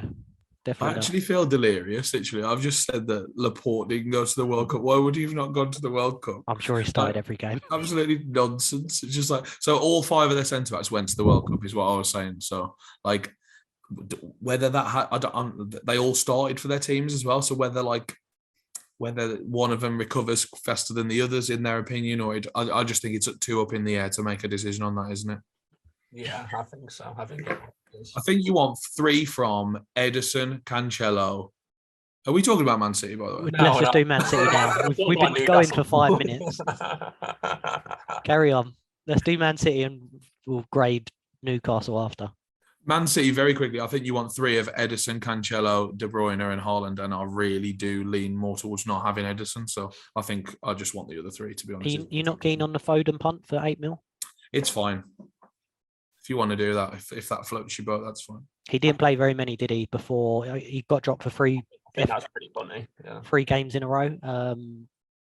Yeah, I think. But then when he does play, he can easily get a brace or an assist. So all the midfielders who play regularly, they have that upside that they can miss a game, but then they might play 2 and get loads of points and make up for it. So I think for this, not having free City, but with the potential of a double. It's 2 doubles, yeah. By the way, that's what I'm talking about. It's 2 doubles. That's the problem. It's so many fixtures, but it's just Cancelo is so expensive for what he is. Here comes the highly owned differential. Here it goes. Well, you need, on the assumption you need 3 Man City, it's very hard to not have a very specific. That's the issue. Yeah, agreed. Those are the only 3 you can have, but it's so difficult to. Well, for me, I think the price of Cancelo is just so difficult to face given his actual output attacking wise this season. Yeah. So you could lean Ederson, I think. I mean, he's only 5'5", right? I think if you're gonna do the treble up because you want doubles, the only players you can rely on, assume you just said this, Josh. Ederson, Cancelo, De Bruyne, and Haaland. And Rodri? Well, you could go right. Well, Doyle might with his differential. So, Well, Bernardo Silva, right? Yeah. Me and Doyle were toying with Bernardo Silva. I think he's like the fifth and a half player who's nailed. I think that you've got 5 who are nailed, and then you're struggling after that. But Bernardo Silva might be the 6th one. Yeah, he can just be a little bit. He's not very explosive sometimes, is he? He can have a few quiet games and just tick over. I think there's a bit of a false narrative surrounding him about that, because he does just have absolutely mental games. But like, I wouldn't go him over the other 5. I think he'd be 6th. I might go him over Rodri, but like, even then, Rodri at least plays 90 minutes twice, and he's in the box for corners and can just twat one in from 30 yards. So like, yes, you can't be picking Rodri either. We're clutching at straws with that one. But I think the first 4, as I said originally, I think you want 3 from them 4. And I think Doyle's hatred of Cancelo should lean him towards Ederson, I think, actually. I just don't like no save keepers. I just don't like it. And it's just so hard for him to make the points up. But it's hard to get a goalie in as well for a double and use a transfer on it. And especially if it's Ederson, you need to find money as well. It's difficult to do. Well, if Ederson, you just have to hold him, right? You got to find a spot to transfer him out to a wild card. Like, and that's the reason for Ederson, because it probably saves it's that, compared to what I was going to do, that saves a transfer, because I'd just get Ederson for 20 and then I'd hold him till the second double, you know what I mean? And I'd probably just hold him beyond till I needed some money, to be honest. And then I'd be tempted to just move him back to Iverson and have Ward and Iverson back again. So it's like, much more budget than you need to do. You're using up $1 million more than you need to, or $1.5 million on a player that is an average player at the position, and that's the issue. He's not a top scoring goalkeeper. He won't come in the top 3 at the end of the season. He'll be 5th to 10th. No, but over the 4 games, you're probably paying for an expected extra 10 points, probably, that's probably enough for the million. Use a transfer, and that's the issue with it all for me. You end up holding them for so long because you don't use a transfer on it, and then it's just you just end up in a bad position, I think. Newcastle, any more picks on there beyond Trippier? It'd be negligent to not say Almiron. It's like he's scored every game for the past 6 years, I think, in the Premier League it's been. And he's like 6 million or some nonsense, 5.8 million. I mean, it's just like, there's going to be people who believe that this will continue, and why shouldn't it? The fixtures are good. He's looked good. Even if he gets half the points he's been getting in the last sort of 2 months, that's still very good value for money. So yeah, I think with a player like this, people will fall into the trap of, if he doesn't quite do as well as he did before Christmas, they'll think he's crap and they'll sell him. But he might just tick over it with a goal every 3 or 4 games, and that's enough for this price. And it's like, yeah, people just won't be able to take the blanks, I don't think, after he's literally not blanked for 2 months. You know what I mean? So I think it'd be similar to that Bailey at the beginning of the season. Everyone had Bailey, he didn't score for a couple. Everyone took him out like Doyle, then he scored, and everyone missed it. So that could be with Almiron. You just need to manage your expectations, I think. You've got to keep remembering he's 5.8 million. You don't need to score every game. You need to score 1 every 3 games, and you're laughing. I'm a bit worried about minutes. I think he'd be okay. St. Max is coming back, isn't he? Yeah, and Isak, right? Yeah, I just think the way he's playing though, Almiron's going to start, isn't he? Well, yeah, but I was worried about the medium term with that. He probably gets the next 6, I'd guess, just based on how ridiculous the form has been. He'd have to not play very well, but I think overall, Almiron, he's in my team. I think he's so cheap, and also Wilson up front as well. He just does it, doesn't he, Wilson? He just scores for fun. And I think the biggest selling point for me is Newcastle as a team. I think they're playing so good at the moment. They're going into every game with so much intensity. They're on such good form that every game they go into, they believe they're going to win, and they can blow teams away as well. They've had a few games where they scored quite a few goals. So yeah, I'm all over the treble up for Newcastle for me. I think they're going to have a really good end to the season, and would not surprise me at all if they finish in the Champions League places. No chance. Absolutely no chance. I think a nice 4-week break, stop momentum. That's a bit mean to Newcastle, actually. I've got nothing against them really, but I think that might stop the momentum. Callum Wilson's always a fantastic pick whenever he's fit. I think that's I love how you've dug out of all this that Callum Wilson is the best asset from Newcastle, because that is crap. Like that, he's about 3 million more expensive than the other players. It's it's what you want to do, and that's okay. If you want to do it, that's okay. But he's like the fifth best Newcastle asset, like right now. No chance. He's amazing. He scores every time he plays. Yeah, but he doesn't play it very often. Except when he doesn't, but he normally does. Well, for me, it's an A for Newcastle. A C for me. You're horrible, man. You're such a dickhead. I'm going to say, apart from Man City, right, I reckon Arsenal and Newcastle could be the next two. And it wouldn't surprise me if one of them pipped Man City to the title. I think that they could be the top three. I agree with that, but I don't think Newcastle could finish with absolutely no chance in hell. I don't think either of those teams will be in the top three. I don't think they'll be close. I don't think either of them will be close to the top three. Arsenal's got a big gap, you know. I think Arsenal could do it. I think they could do it. Yeah, they're going to go into every single game, and this. Well, we'll talk about Arsenal in a minute. Should we just finish off on City? I mean, anyone think that Haaland's a good pick? Yeah. Yeah, like I say, it's Haaland, Cancelo. Most people will have, not Doyle. De Bruyne is fantastic, and he plays every game, which is great for this exact period. That's what we need, like the assurance of a starter, I think. And then, I thought you wouldn't have him because you don't like him, but no, I don't like him at all. But I think I'll probably keep him for the next 5, and then I'll spread those funds because I love all the mid-price players. So I'd rather like downgrade him for to get 2 good players essentially instead of 1. You know what I mean? So yeah. I think it's a mistake not having him, right? Yeah, I think so too. And I don't like him. To be honest, the main reason I don't like him is because you capped him Doyle when he got that stupid 4 goals, which he'll never get ever again in his life, basically. So I started to hate him after that point, basically, when everyone had triple captained him and he scored 4 goals in a game when he's like a CDM, and I'm just like, this isn't fair. It's just not fair. But yeah, I think for the next 3 weeks he's great. For the next sort of 7 weeks he's great.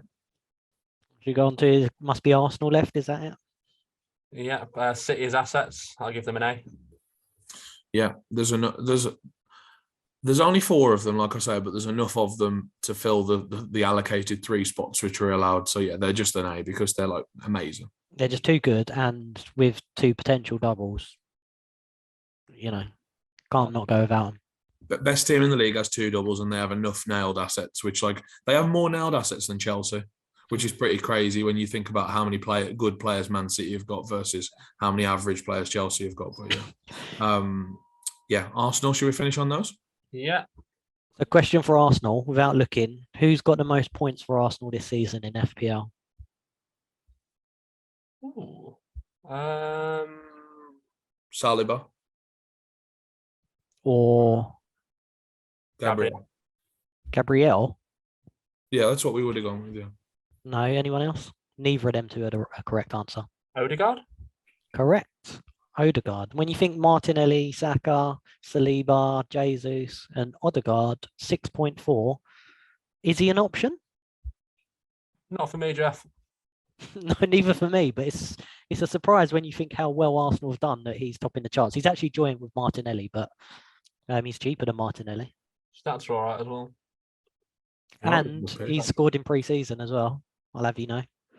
He might be a good pick. This is the best pick in the game. I've changed my mind. I should have a look at the stats. Yeah, definitely for me, Jeff. I'm going to edit out that last bit. Yeah. I am very nervous about Arsenal without Jesus. I think Nketiah is a massive, massive downgrade. I don't think he's very good. I think he makes the system a lot worse. Yeah, I'm really worried about Arsenal players, to be honest with you. And I don't think I think I might have one. Obviously, a double I might bring some in for that, but I don't think I'll be starting with more than one Arsenal asset. I think Martinelli might play down the middle here, I have to say, no one talked about that, but I think that might happen. I think if Smith Rowe comes back into the team on the left, for example, or they've been playing Fabio Vieira, I think Odegaard could play out there. I think Martinelli might play down the middle. I'm just not convinced by Nketiah either. What about Nelson? Reece Nelson? Did he play down the middle when he came on and scored that brace? He did well, didn't he? I don't know if he was playing. He was playing centrally. I don't know if he was the striker, but Yeah. Yeah, Nelson started the last pre-season game and scored as well. Interesting. It was How actually do you know all of this? it was actually Nelson and Odegaard who scored. They beat AC Milan 2-1 in the Dubai Super Cup. He watches them, Josh. I'm telling you, he watches all the pre-season friendly games. I haven't heard anything like this. This is psychotic. They won the cup. Did you not hear about that? They was in the Dubai Cup, no? Oh, well, they won it anyway. They played 2 games. They beat AC Milan in the final. Odegaard and we were Nelson talking about the scored. big game going on in the Middle East over the weekend. You were talking about the Dubai Cup. Oh, okay. That makes sense. Yeah. You watched the game yesterday, didn't you? Yeah, Odegaard got an assist in it as well. He scored and got an assist. Yeah, the guy who won the trophy to me that he was craving all his life, Odegaard winning the Dubai Cup. That's the one. Yeah, but Vieira looked good as well. Just to add, but carry on. That's what I mean. That they had a lot of players who were looking good. This Jesus news is a disaster for them, obviously, needless to say. But they've got a lot of assets who have like outperformed their price, like pretty much across the board. Everyone's outperformed their price so far. So, still love Martin. Well, I'm growing to love Martinelli now. We've got like a fresh look at it rather than like having to accept that I hadn't picked him at the start and I was really upset about it. Saka's obviously still great, looked great for England as well. And the defenders are all too cheap still, like especially I'm more siding with Ben White now. One thing I'd say, Saliba's on 4 yellows as well, so one thing to take into account. Yeah, he's 5.3 as well. So if you had him before, you obviously keep him still. Yeah, massive jump, innit? He was 4.5 he started, wasn't he? Yeah, coming in 5.3 versus White at 4.7, that definitely leans me more towards White, because White's been doing that overlapping run on the right as well, where he's actually got forward like a mad amount of time. Yeah, he lays off a couple of passes, and I mean, it's been shitty assists, but he's done it, and he's laid a couple of balls off, and they've scored, so he's in the right position. Yeah, I like Arsenal. You're not as convinced, or? Yeah, I'm just really worried about the Jesus stuff. Like I say, I'm just not sure. I'm just not nowhere near as confident in those assets now. With whoever else is playing through the middle, essentially. Yeah, I think Nketiah played the first one against Lyon. He scored, and then Nelson played the second one. He scored. So yeah, my gut says Saka's the pick out of the Arsenal assets. Yeah, I think Saka's brilliant. He proved in the World Cup as well. Still, got to be one of the most underrated players in the world. I think he's world class, that guy, and he don't get the credit he does deserve. I think he's unbelievable. Yeah, it's very good. I think he was our best player in the quarterfinal, actually. Oh, by miles. Easily, he was absolutely crucifying them, and I think he was knackered. But I was surprised he got took off because he was just all the threat we had on the pitch was through him. Yeah, he's amazing, and like there's coming to England for a second. There's a lot to be confident about with the likes of Saka, Bellingham, and Foden, who are all about 20 years old, who are like all actual ballers. You know what I mean, on the pitch already. So yeah, I think there's a lot to like. Still, we've just come up short again because of Harry Kane, according to Doyle. So yeah. Yeah, I think overall Arsenal though, great assets. They're on form, obviously. I think Martinelli, Saka, and then like you said, Ben White takes it over Saliba with the yellow card and the price. And then if you do fancy a punt, the differential, definitely Odegaard. I think he can. He's almost like their mate. Well, he's their captain, isn't he? So I think he'll pull a lot of ownership. Actually, I don't think he'll be as low owned as you think. I saw 2 articles already saying he's in one of the top 5 must-pick assets on FPL. That was posted on the FPL site yesterday or the day before. So casual city. I think he'll pull a lot of ownership actually. Which might side me away from it, I think. But yeah, if he was low owned, I'll be all over him. Yeah, I've got Saliba already, so I've got quite a lot of value tied up in him. I think I'll still sell him just because the fixtures are bad, but it's tough because I've got him at 4.9 here. I think you should keep because of the double, just that one, I think. Yeah, and technically for you, he's a £4.5 million player, so yeah. So we'll see. All right, finally, the marathon is over. Do we want to quickly run through our teams? We've been going for an hour and 40 minutes. Just show them really quick. Yeah, this is a bumper preview. It's like all of our thoughts for 4 weeks. This is like the big edition. Stuff, you know what I mean? Yeah, it's like just before Christmas as well. What a treat.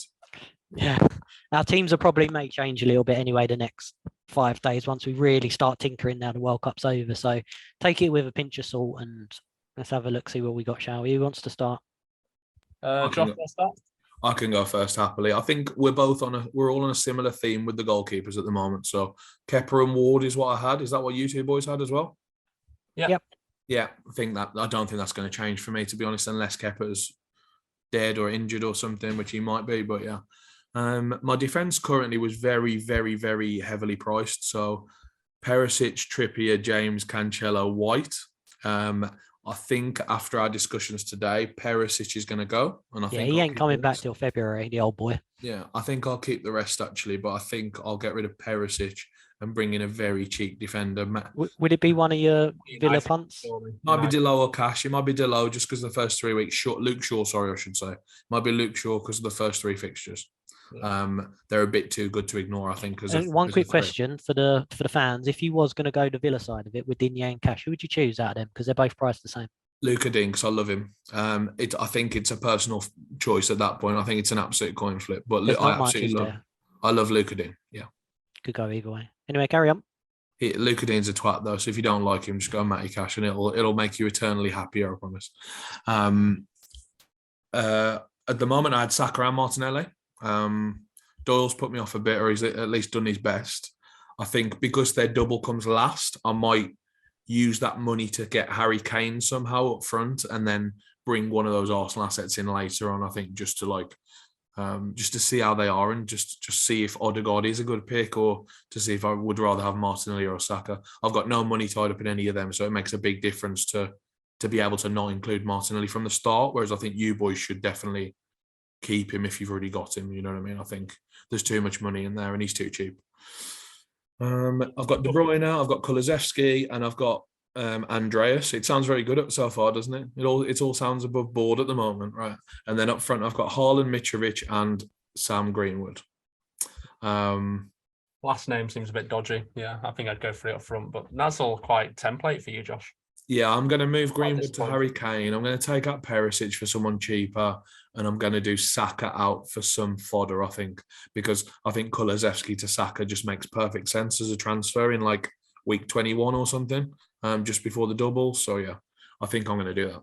I was just like trying to get all my ideas down on one piece of paper very quickly, you know what I mean? So I think that's why I landed on this doubles FC draft, basically, because I've currently got 2 Fulham, 2 Tottenham, 2 Chelsea, 3 Arsenal, and 3 City, which would make 12 doublers already across the next 5-6 weeks. So I was trying to get them all in, but I think you don't quite need that many. I think Saka out and Perisic out is what I'll probably do. It's quite a way away, the Arsenal double, isn't it? So yeah.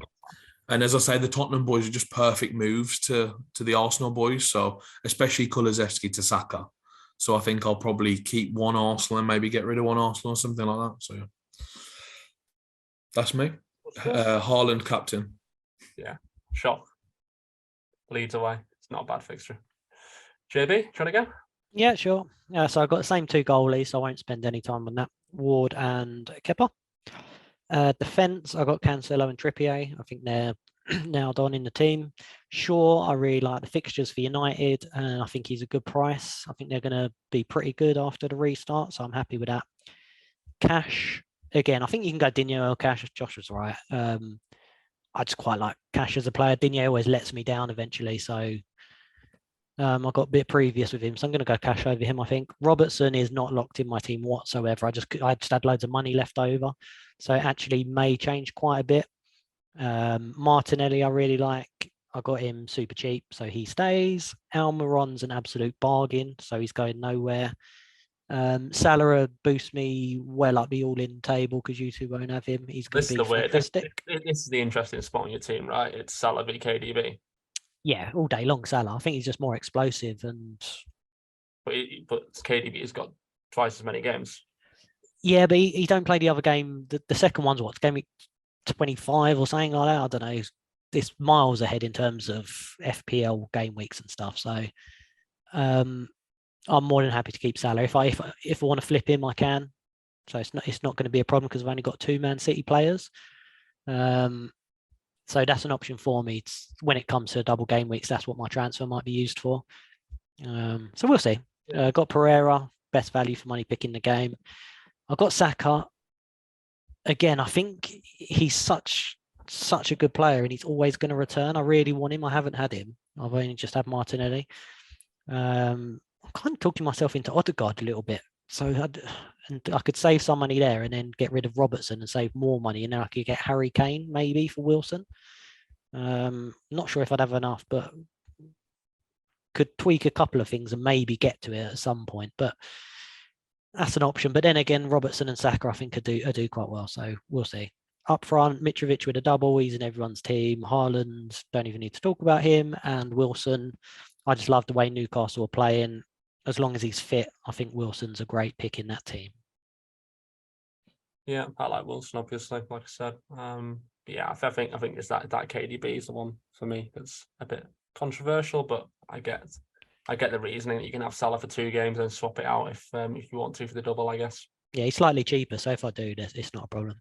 Yeah, Salah to De Bruyne will print points in 2 weeks' time, so it's probably fine to do it as one FT, I think, knowing that Salah's more expensive as well. So it is only just one transfer, you know what I mean? And it's like once double game week fever comes up and we're looking at it all week and we know Man City are playing twice, I can't see there's any way I wouldn't do it. Yeah, sounds good. Howland cap? Of course. Yeah. Just finish on mine then quickly. Same keepers, Ward and Kepa. Defense currently Dalot, Shaw, James, Thiago Silva, and Nico, which after our discussions will be changing quite a bit. I'd kind of forgotten that Nico was sort of benched for a few games. So Patterson for Nico, easy swap.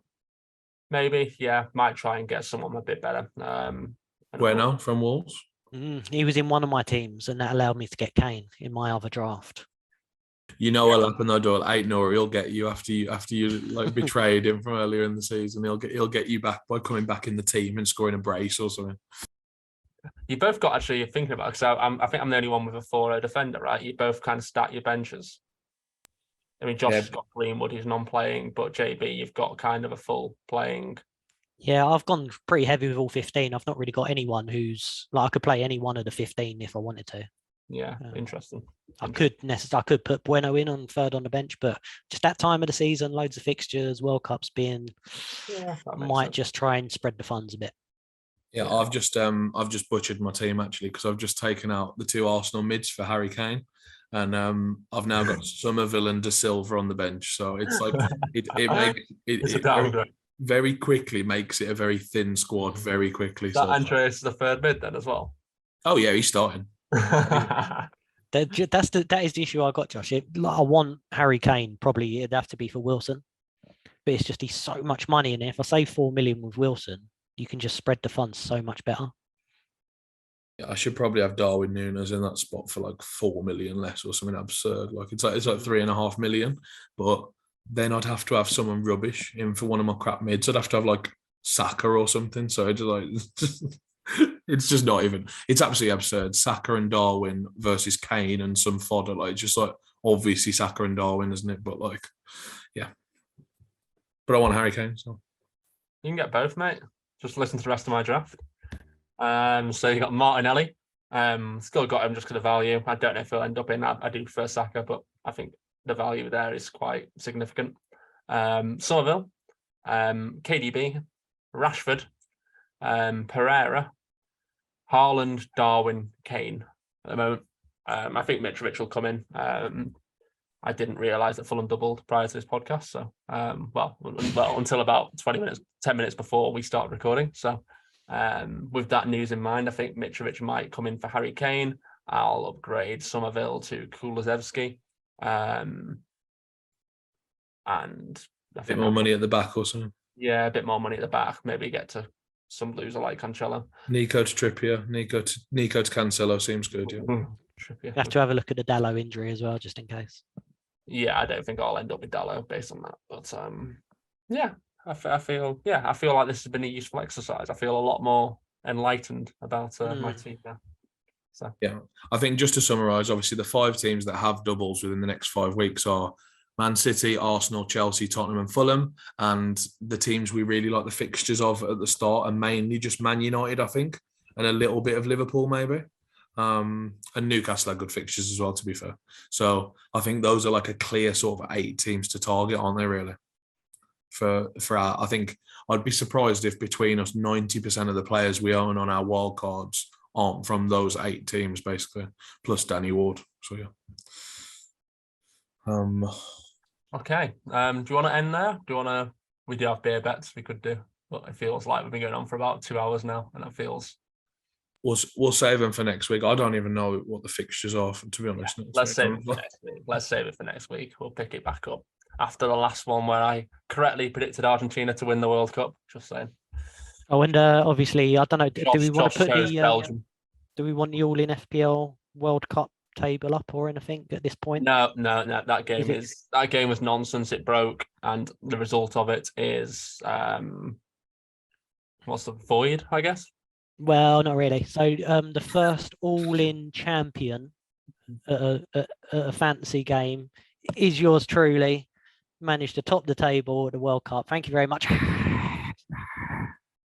I'm not giving them the applause now. I think it's time to wrap the podcast up, lads. I think that's Doyle quit after 2 weeks because he said the game was crap. He was just too far behind. It was crap, yeah. Even Josh dropped out of one of the podcasts at one point. He couldn't be bothered to do it because, it's a non-existent game. So I couldn't figure out how the wild card worked. The whole thing just confused the hell out of me. So, yeah. Yeah, I did all right, though. I was like top where did you come? 400 or something overall, I think. So not bad. I don't know. I presume I was up there somewhere. You just announced that, and no one's ever. Yeah, I don't know where. Again. So you can just say you won it, mate. No one's ever going to check. Yeah, I come second. Yeah, I was floating around 500. You were 1.8k, mate. I was about 500 for the majority of it. I thought I had a good end as well, to be honest. He was power captain in the final, so I don't know how that happened. You had 3 separate defenders get minus points in the final. I think you had -5 just from defenders. So yeah. Martinez got booked, didn't he? And Otter. I had Otter. Yeah, you had all the dickheads. Yeah, I still got right though. But anyway, regardless, I'm the champion. Thank you very much. Let's move on. Yeah, and that's a good night, I guess. Josh. Good night, everybody. And you know what you've got to do before we go, because I was about to log off then. What you have got to do is you've got to like the video and subscribe to our channel, which is All In FPL. And if you have listened for over 2 hours to us ramble on, you got to be hitting that subscribe button because you must be a fan. Because Jesus Christ, I don't think many other people will listen for 2 hours. And anyone who's made it to the end of this podcast, DM me on Twitter and say "Dunzo" or something like that. All right, because then we'll know that you made it to the end. Because I don't think many of you will have. So yeah, Josh will send you a prize. I was going to say, I thought you were giving some money out then, Josh. Yeah, I know, the money man. I can handle that amount of admin of chatting to our most loyal supporters who make it to the end of this absolute nonsense. A free personalized message DM back from Josh. That's what you get. Okay, well, let's wrap it there. Thanks, guys. All right, see you guys. Bye.